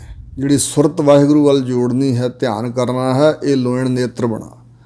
ਨਾਨਕ ਕਹਿ ਸਿਆਣੀਏ ਇਵ ਕੰਤ ਮਿਲਾਵਾ। ਸਤਿਗੁਰੂ ਅੰਗਦ ਦੇਵ ਜੀ ਕਹਿੰਦੇ ਨੇ, ਹੇ ਸਿਆਣੀਏ ਜਿੰਦੇ, ਹੇ ਜੀਵ ਰੂਪ ਇਸਤਰੀਏ, ਇਵ ਕੰਤ ਮਿਲਾਵਾ ਹੋਏ। ਇਸ ਤਰ੍ਹਾਂ ਕੰਤ ਪਤੀ ਵਾਹਿਗੁਰੂ ਪਰਮਾਤਮਾ ਦਾ ਮਿਲਾਵਾ ਮਿਲਾਪ ਹੁੰਦਾ ਹੈ। ਪੌੜੀ ਸਤਿਗੁਰੂ ਨਾਨਕ ਦੇਵ ਮਹਾਰਾਜ ਜੀ ਬਚਨ ਫਰਮਾਉਂਦੇ ਨੇ, ਸਦਾ ਸਦਾ ਤੂੰ ਏਕ ਹੈ। ਹੇ ਵਾਹਿਗੁਰੂ ਜੀ, ਸਦਾ ਹਮੇਸ਼ਾ ਹਮੇਸ਼ਾ ਲਈ ਤੁਸੀਂ ਇੱਕ ਹੀ ਹੋ। ਤੋ ਦੂਜਾ ਖੇਲ ਰਚਾਇਆ। ਤੁਸੀਂ ਦੂਜਾ ਆਪਣੇ ਵਰਗਾ ਸ਼ਰੀਕ ਨਹੀਂ ਕੋਈ ਬਣਾਇਆ, ਤੁਹਾਡਾ ਬਰਾਬਰ ਦਾ ਕੋਈ ਨਹੀਂ। ਦੂਜਾ ਹੋਰ ਕੀ ਹੈ? ਦੂਜਾ ਜਿਹੜਾ ਖੇਲ ਰਚਾਇਆ ਤੁਸੀਂ, ਇੱਕ ਤੁਸੀਂ ਹੋ ਤੇ ਦੂਜਾ ਤੁਹਾਡਾ ਰਚਿਆ ਹੋਇਆ ਖੇਲ ਹੈ। ਹਉਮੈ ਗਰਭ ਉਪਾਏ ਕੈ ਲੋਭ ਅੰਤਰ ਜਨਤਾ ਪਾਇਆ। ਇਹਨਾਂ ਜੀਆਂ ਦੇ ਅੰਦਰ ਹਉਮੈ ਤੇ ਗਰਭ ਹੰਕਾਰ, ਇੱਕ ਹਿਰਦੇ 'ਚ ਬੈਠਾ ਹੋਇਆ ਅਭਿਮਾਨ ਪਕਾਈ। ਇੱਕ ਸਮੇਂ ਸਮੇਂ 'ਤੇ ਹਉਮੈ ਫੁਰਦੀ ਹੈ। ਦੇਹ ਦੀ ਹਉਮੈ, ਕਦੇ ਪਦਾਰਥਾਂ ਦੀ, ਕਦੇ ਕਿਸੇ ਚੀਜ਼ ਦੀ। ਹਮ ਬੱਡ ਕਬ ਕੁਲੀਨ, ਹਮ ਪੰਡਤ, ਹਮ ਜੋਗੀ ਸੰਨਿਆਸੀ, ਗਿਆਨੀ ਗੁਨੀ ਸੂਰ, ਹਮ ਦਾਤੇ ਬੁੱਧ ਕਵੇ ਨਾ ਨਾਸੀ। ਇਹ ਵੀ ਮਹਾਰਾਜ ਤੁਸਾਂ ਹੀ ਸਾਰਾ ਕੁਝ ਰਚਿਆ। ਅਤੇ ਲੋਭ ਵੀ ਇਹਨਾਂ ਜਨਤਾ ਦੇ ਅੰਦਰ ਤੁਸਾਂ ਹੀ ਪਾਇਆ ਹੋਇਆ ਰਚ ਕੇ। ਜਿਨ ਮਾਇਆ ਦੀਨੀ ਤਿਨ ਲਾਈ ਤ੍ਰਿਸ਼ਨ, ਜਿਉਂ ਭਾਵ ਤਿਉ ਰੱਖ ਤੂੰ। ਜਿਵੇਂ ਆਪ ਜੀ ਨੂੰ ਭਾਉਂਦਾ ਸੱਚੇ ਪਾਤਸ਼ਾਹ, ਉਸੇ ਤਰ੍ਹਾਂ ਰੱਖ ਲਓ। ਇਹਨਾਂ ਜੀਆਂ ਦੀ ਰੱਖਿਆ ਕਰੋ। ਸਭ ਕਰੇ ਤੇਰਾ ਕਰਾਇਆ, ਸਾਰੀ ਸ੍ਰਿਸ਼ਟੀ ਤੁਹਾਡਾ ਕਰਾਇਆ ਹੀ ਸਭ ਕੁਝ ਕਰ ਰਹੀ ਹੈ। ਜੇ ਤੁਸੀਂ ਕਰਨ ਦੀ ਸਮਰੱਥਾ ਦਿੱਤੀ ਹੈ ਤਾਂ ਹੀ ਸ੍ਰਿਸ਼ਟੀ ਕੁਝ ਕਰ ਰਹੀ ਹੈ। ਇੱਕ ਨਾ ਬਖਸ਼ਾ ਹੈ, ਮੇਲ ਲੈ ਹੈ। ਇੱਕ ਇਹਨਾਂ ਨੂੰ ਮਾਰੇ ਤੁਸੀਂ ਸਾਰੇ ਗੁਨਾਹ ਮੁਆਫ ਕਰ ਦਿੰਦੇ ਹੋ, ਬਖਸ਼ ਦਿੰਦੇ। ਬਖਸ਼ਿੰਦ ਜੋ ਹੈ, ਉਹਨਾਂ ਨੂੰ ਤੁਸੀਂ ਮੇਲ ਲੈਂਦੇ ਹੋ। ਕਿਵੇਂ ਮਿਲਦੇ ਹੋ? ਗੁਰਮਤੀ ਤੁਧਾ ਲਾਇਆ। ਉਹਨਾਂ ਨੂੰ ਗੁਰਮਤ ਦੇ ਨਾਲ ਤੁਸਾਂ ਹੀ ਲਾਇਆ ਹੋਇਆ। ਗੁਰੂ ਦੀ ਮੱਤ ਸਿੱਖਿਆ ਨਾਲ ਜੋੜ ਕੇ ਉਹਨਾਂ ਨੂੰ ਤੁਸੀਂ ਸਾਰੇ ਪਿਛਲੇ ਗੁਨਾਹ ਬਖਸ਼ ਕੇ ਆਪ ਮੇਲ ਲੈਂਦੇ ਹੋ ਜੀ। ਇੱਕ ਖੜੇ ਕਰਹਿ ਤੇਰੀ ਚਾਕਰੀ, ਵਿਣ ਨਾਵੈ ਹੋਰ ਨਾ ਪਾਇਆ। ਇੱਕ ਖੜੇ ਸਾਵਧਾਨ ਹੋਏ, ਤਤਪਰ ਹੋਏ। ਜਿਵੇਂ ਭਾਈ ਗੁਰਵੀਰ ਸਿੰਘ ਨੇ ਲਿਖਿਆ, ਸੀਨੇ ਖਿੱਚ ਜਿਨ੍ਹਾਂ ਨੇ ਖਾਧੀ, ਉਹ ਕਰ ਆਰਾਮ ਨਹੀਂ ਬਹਿੰਦੇ। ਨਿਹੁ ਵਾਲੇ ਨੈਣਾ ਕੀ ਨੀਂਦਰ, ਉਹ ਦਿਨੇ ਰਾਤ ਪਏ ਵਹਿੰਦੇ। ਇੱਕੋ ਲਗਨ ਲੱਗੀ ਲਈ ਜਾਂਦੀ ਹੈ, ਟੋਰ ਅਨੰਤ ਤਨਾਂ ਦੀ। ਵਸਲੋਂ ਉਰੇ ਮੁਕਾਮ ਨਾ ਕੋਈ, ਉਹ ਚਾਲ ਪਏ ਨਿਤ ਰਹਿੰਦੇ। ਇੱਕ ਖੜੇ ਕਰਹਿ ਤੇਰੀ ਚਾਕਰੀ, ਖੜੇ ਸਾਵਧਾਨ ਹੋਏ। ਤੁਹਾਡੀ ਚਾਕਰੀ ਬੰਦਗੀ ਸਿਮਰਨ ਕਰਦੇ ਨੇ, ਭਗਤੀ ਕਰਦੇ ਨੇ। ਵਿਣ ਨਾਵੈ ਹੋਰ ਨਾ ਪਾਇਆ। ਵਾਹਿਗੁਰੂ ਜੀ ਤੁਹਾਡੇ ਨਾਮ ਤੋਂ ਬਗੈਰ ਉਹਨਾਂ ਨੂੰ ਹੋਰ ਕੁਛ ਵੀ ਚੰਗਾ ਨਾ ਲੱਗਾ। ਹੋਰ ਕਾਰ ਬੇਕਾਰ ਹੈ, ਇੱਕ ਸੱਚੀ ਕਾਰ ਵਾਲਾ। ਇੱਕ ਐਸੇ ਨੇ ਜਿਨ੍ਹਾਂ ਨੂੰ ਆਪਣੀ ਸੱਚੀ ਭਗਤੀ ਰੂਪੀ ਕਾਰ ਵਿੱਚ ਕੰਮ 'ਚ ਤੁਸੀਂ ਲਾਇਆ ਹੋਇਆ। ਉਹਨਾਂ ਨੂੰ ਇੰਝ ਪ੍ਰਤੀਤ ਹੁੰਦਾ ਕਿ ਹੋਰ ਜਿਹੜੀਆਂ ਕਾਰਾਂ ਕੰਮ ਧੰਦੇ ਹਨ ਉਹ ਵਿਕਾਰ ਵਿਅਰਥ ਨੇ। ਹੋਰ ਕੋਈ ਕਾਰ ਕਰਨੀ ਵਿਅਰਥ ਹੈ। ਉਹਨਾਂ ਨੂੰ ਐਸੀ ਲਗਨ ਤੁਸਾਂ ਬਖਸ਼ੀ ਹੈ ਕਿ ਉਹਨਾਂ ਨੂੰ ਸੱਚੀ ਕਾਰ ਭਗਤੀ 'ਚ ਲਾਇਆ ਹੋਇਆ। ਪੁੱਤ ਕੁਲੱਤ ਕੁਟੰਬ ਹੈ, ਪੁੱਤਰ ਕਲਤਰ ਇਸਤਰੀ ਤੇ ਕੁਟੰਬ ਜੋ ਪਰਿਵਾਰ ਹੈ, ਇੱਕ ਅਲਿਪਤ ਰਹੇ ਜੋ ਤੁਧ ਪਾਇਆ। ਹੈ ਉਹਨਾਂ ਦੇ ਵੀ ਪੁੱਤਰ ਵੀ, ਇਸਤਰੀ ਵੀ, ਪਰਿਵਾਰ ਵੀ ਕਿਤੇ ਖੁੱਭ ਗਏ ਨਾ, ਇਹਨਾਂ ਦੇ ਮੋਹ 'ਚ ਗਲਤਾਨ ਹੋ ਗਏ, ਪਰ ਇਕਨਾਂ ਤੇ ਤੁਸੀਂ ਬਖਸ਼ਿਸ਼ ਕੀਤੀ ਜੋ ਤੁਹਾਨੂੰ ਭਾਇਆ ਚੰਗਾ ਲੱਗਾ, ਉਹ ਇੱਕ ਅਲਿਪਤ ਰਹੇ। ਇਸ ਪਰਿਵਾਰ ਦੇ ਮੋਹ ਰੂਪੀ ਚਿੱਕੜ ਦੇ ਵਿੱਚ ਉਹ ਸੱਚੇ ਪਾਤਸ਼ਾਹ ਲਿਪਤ ਰਹੇ, ਲਿਬੜਨ ਤੋਂ ਬਗੈਰ। ਲਿਪਤ ਹੁੰਦਾ ਲਿਬੜਿਆ ਹੋਇਆ, ਅਲਿਪਤ ਨਿਰਲੇਪ ਰਹੇ, ਉਹ ਲਿਬੜੇ ਨਹੀਂ। ਉਹ ਅੰਦਰੋਂ ਬਾਹਰੋਂ ਨਿਰਮਲੇ, ਉਹ ਅੰਦਰੋਂ ਵੀ ਨਿਰਮਲ ਹਨ। ਜੀਓ ਨਿਰਮਲ ਬਾਹਰੋਂ ਨਿਰਮਲ, ਬਾਹਰੋਂ ਤਾਂ ਨਿਰਮਲ, ਜੀਓ ਨਿਰਮਲ ਸਤਿਗੁਰ ਤੇ ਕਰਨੀ ਕਮਾਈ। ਉਹ ਅੰਦਰੋਂ ਵੀ ਨਿਰਮਲ ਹਨ ਤੇ ਬਾਹਰੋਂ ਸਰੀਰਕ ਤੌਰ ਤੇ ਕਰਮਾਂ ਵੱਲੋਂ ਵੀ ਨਿਰਮਲ ਹਨ। ਬੁਰਾ ਕਰਮ ਨਹੀਂ ਉਹ ਕਮਾਉਂਦੇ। ਸੱਚਾ ਨਾਏ ਸਮਾਇਆ। ਹੇ ਸੱਚ ਸਰੂਪ ਵਾਹਿਗੁਰੂ ਜੀ, ਤੁਹਾਡੇ ਸੱਚੇ ਨਾਮ ਵਿੱਚ ਹੀ ਉਹ ਸਮਾ ਗਏ। ਸ਼ਲੋਕ ਮਹੱਲਾ ਪਹਿਲਾ। ਸਤਿਗੁਰੂ ਨਾਨਕ ਦੇਵ ਮਹਾਰਾਜ ਜੀ ਸ਼ਲੋਕ ਉਚਾਰਦੇ ਨੇ। ਸੋਇਨੇ ਕੈ ਪਰਬਤ ਗੁਫਾ ਕਰੀ, ਕੈ ਪਾਣੀ ਪਿਆਲ। ਹੇ ਵਾਹਿਗੁਰੂ, ਜੇ ਸੋਨੇ ਦਾ ਸਮੇਰ ਪਰਬਤ, ਜਿਹੜਾ ਸੋਨੇ ਦਾ ਹੋਵੇ ਸਮੇਰ ਪਰਬਤ, ਉਹਦੇ ਵਿੱਚ ਮੈਂ ਸੱਚੇ ਪਾਤਸ਼ਾਹ ਆਪਣੀ ਗੁਫਾ ਬਣਾ ਲਵਾਂ, ਲੁਕ ਜਾਵਾਂ।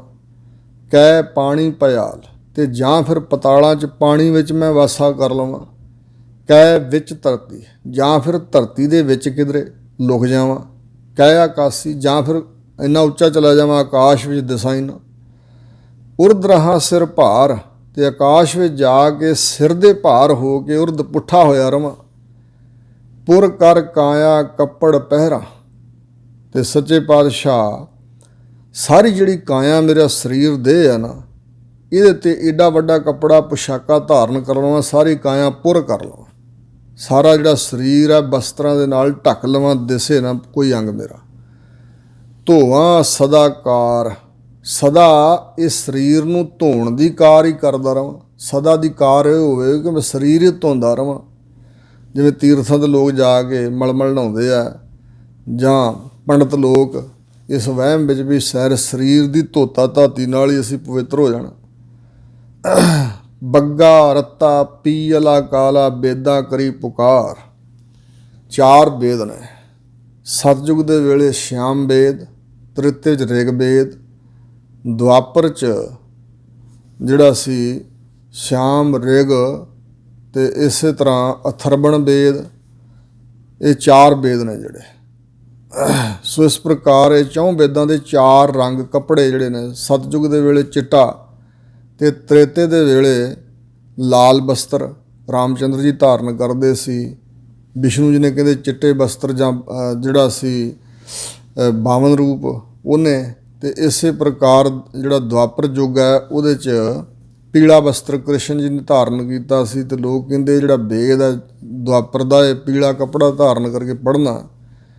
ਤੇ ਇਸੇ ਤਰ੍ਹਾਂ ਜਿਹੜਾ ਕਲਯੁਗ ਦਾ ਵੇਦ, ਉਹ ਕਲਯੁਗ ਹੋਸੀ ਕਾਲਾ ਬਾਣਾ। ਦਸਮ ਪਾਤਸ਼ਾਹ ਨੇ ਕਿਹਾ ਬਚਨ ਵੀ ਇਹ ਸਨਾਤਨ ਮਤੀਆਂ ਨੇ ਰੀਤ ਬਣਾਈ ਵੀ ਇਸ ਤਰ੍ਹਾਂ ਜਿਹੜਾ 4 ਯੁੱਗਾਂ ਦੇ ਵਿੱਚ ਵੱਖਰੇ ਵੱਖਰੇ ਕੱਪੜੇ ਧਾਰਨ ਕਰਕੇ ਇਹਨਾਂ ਵੇਦਾਂ ਨੂੰ ਪੜ੍ਹਿਆ ਜਾਏ।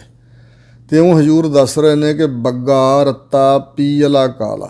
ਬੱਗਾ ਰੱਤਾ ਲਾਲ, ਪੀਲਾ, ਯੈਲੋ ਤੇ ਕਾਲਾ, ਇਹ ਧਾਰਨ ਕਰਾਂ ਮੈਂ ਵੱਖਰੇ ਵੱਖਰੇ ਰੰਗ 4 ਵੇਦਾਂ ਦੇ।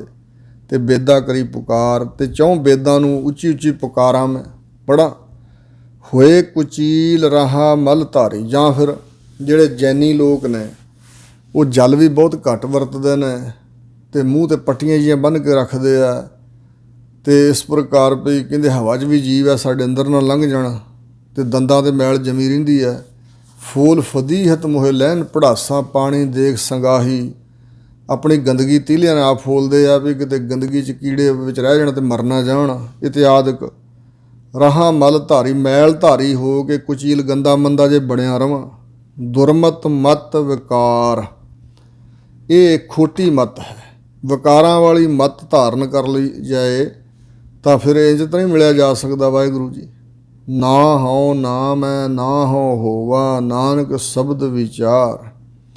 ਪਰ ਸੱਚੇ ਪਾਤਸ਼ਾਹ ਜੀ ਗੁਰੂ ਦੇ ਸ਼ਬਦ ਨੂੰ ਵਿਚਾਰ ਕੇ ਸਮਝ ਆਉਂਦੀ ਹੈ ਕਿ ਨਾ ਮੈਂ ਪਹਿਲਾਂ ਸੀ, ਨਾ ਮੈਂ ਹੁਣ, ਤੇ ਨਾ ਆਉਣ ਵਾਲੇ ਸਮੇਂ 'ਚ ਹੀ ਹਉਮੈ ਮੇਰੇ 'ਚ ਹੋਣੀ ਚਾਹੀਦੀ ਹੈ।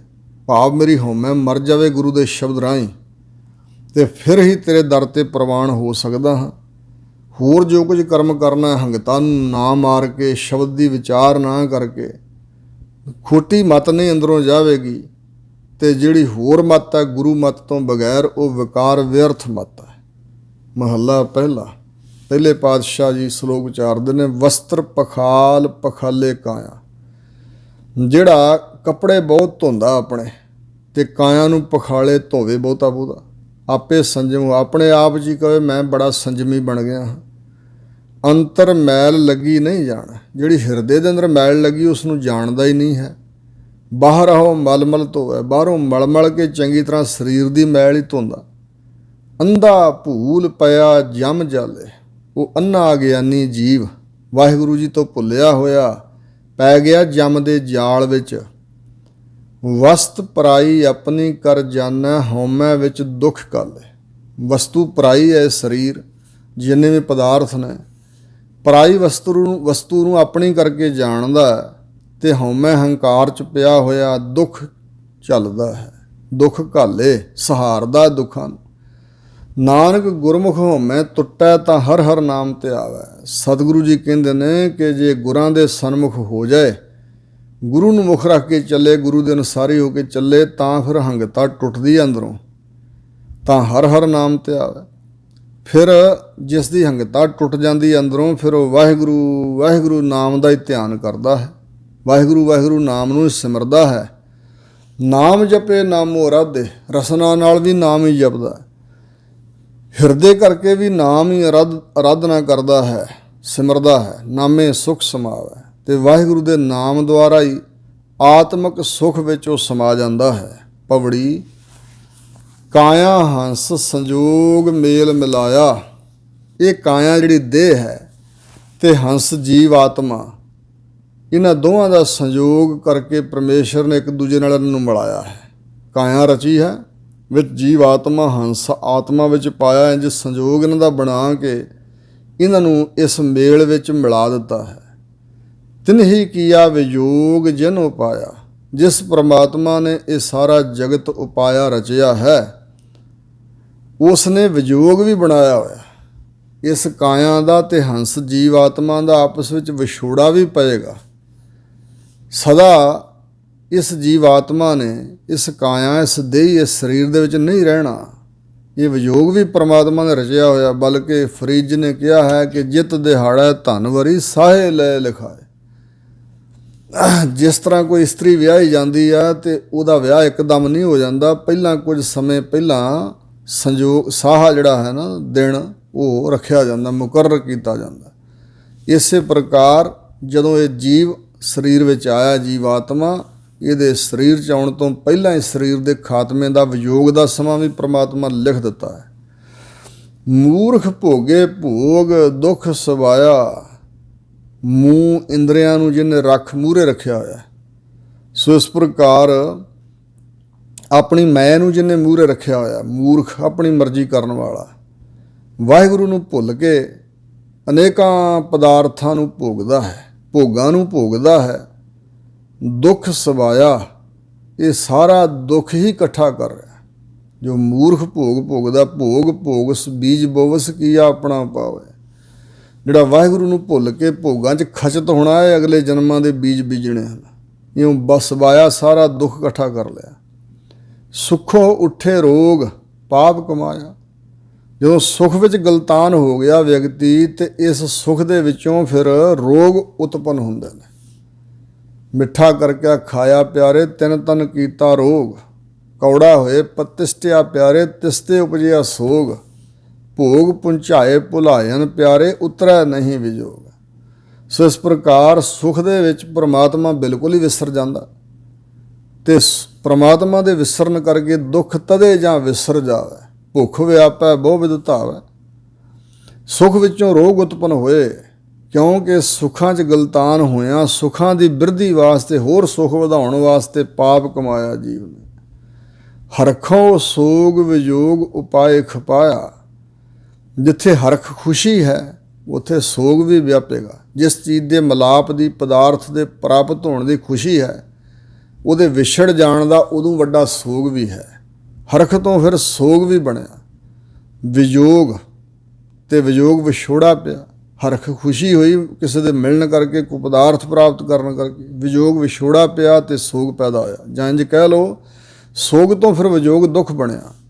ਉਪਾਏ ਖਪਾਇਆ, ਇਉਂ ਪਰਮਾਤਮਾ ਨੇ ਉਪਾ ਕੇ ਰਚ ਕੇ ਫਿਰ ਖਪਾਉਣਾ ਵੀ ਹੈ ਨਾ, ਸਮਾਪਤੀ ਵੀ ਕਰਨੀ ਹੈ। ਮੂਰਖ ਗਣਤ ਗਣਾਏ ਝਗੜਾ ਪਾਇਆ।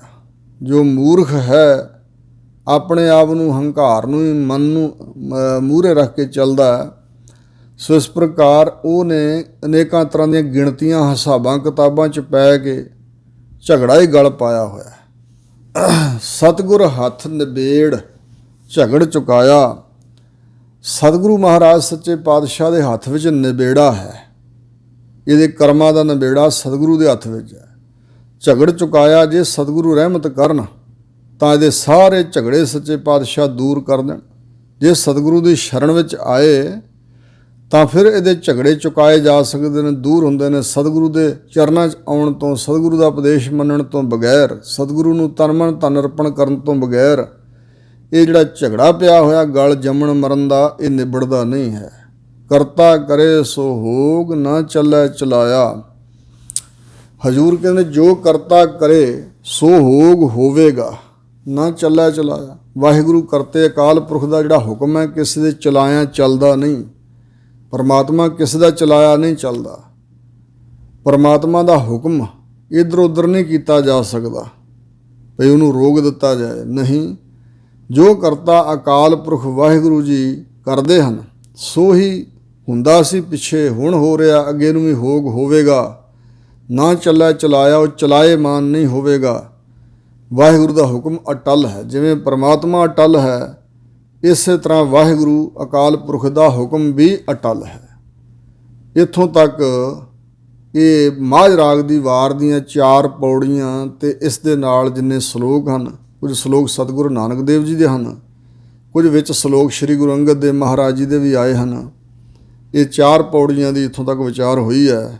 ਭੁੱਲਾਂ ਚੁੱਕਾਂ ਸਤਿਗੁਰੂ ਮਹਾਰਾਜ ਤੇ ਆਪ ਗੁਰੂ ਕੀ ਸੰਗਤ ਨੇ ਖਿਮਾ ਕਰਨੀਆਂ, ਅੱਗੇ ਵਾਸਤੇ ਸੁਮਤ ਬਖਸ਼ਣੀ ਜੀ। ਵਾਹਿਗੁਰੂ ਜੀ ਕਾ ਖਾਲਸਾ, ਵਾਹਿਗੁਰੂ ਜੀ ਕੀ ਫਤਿਹ।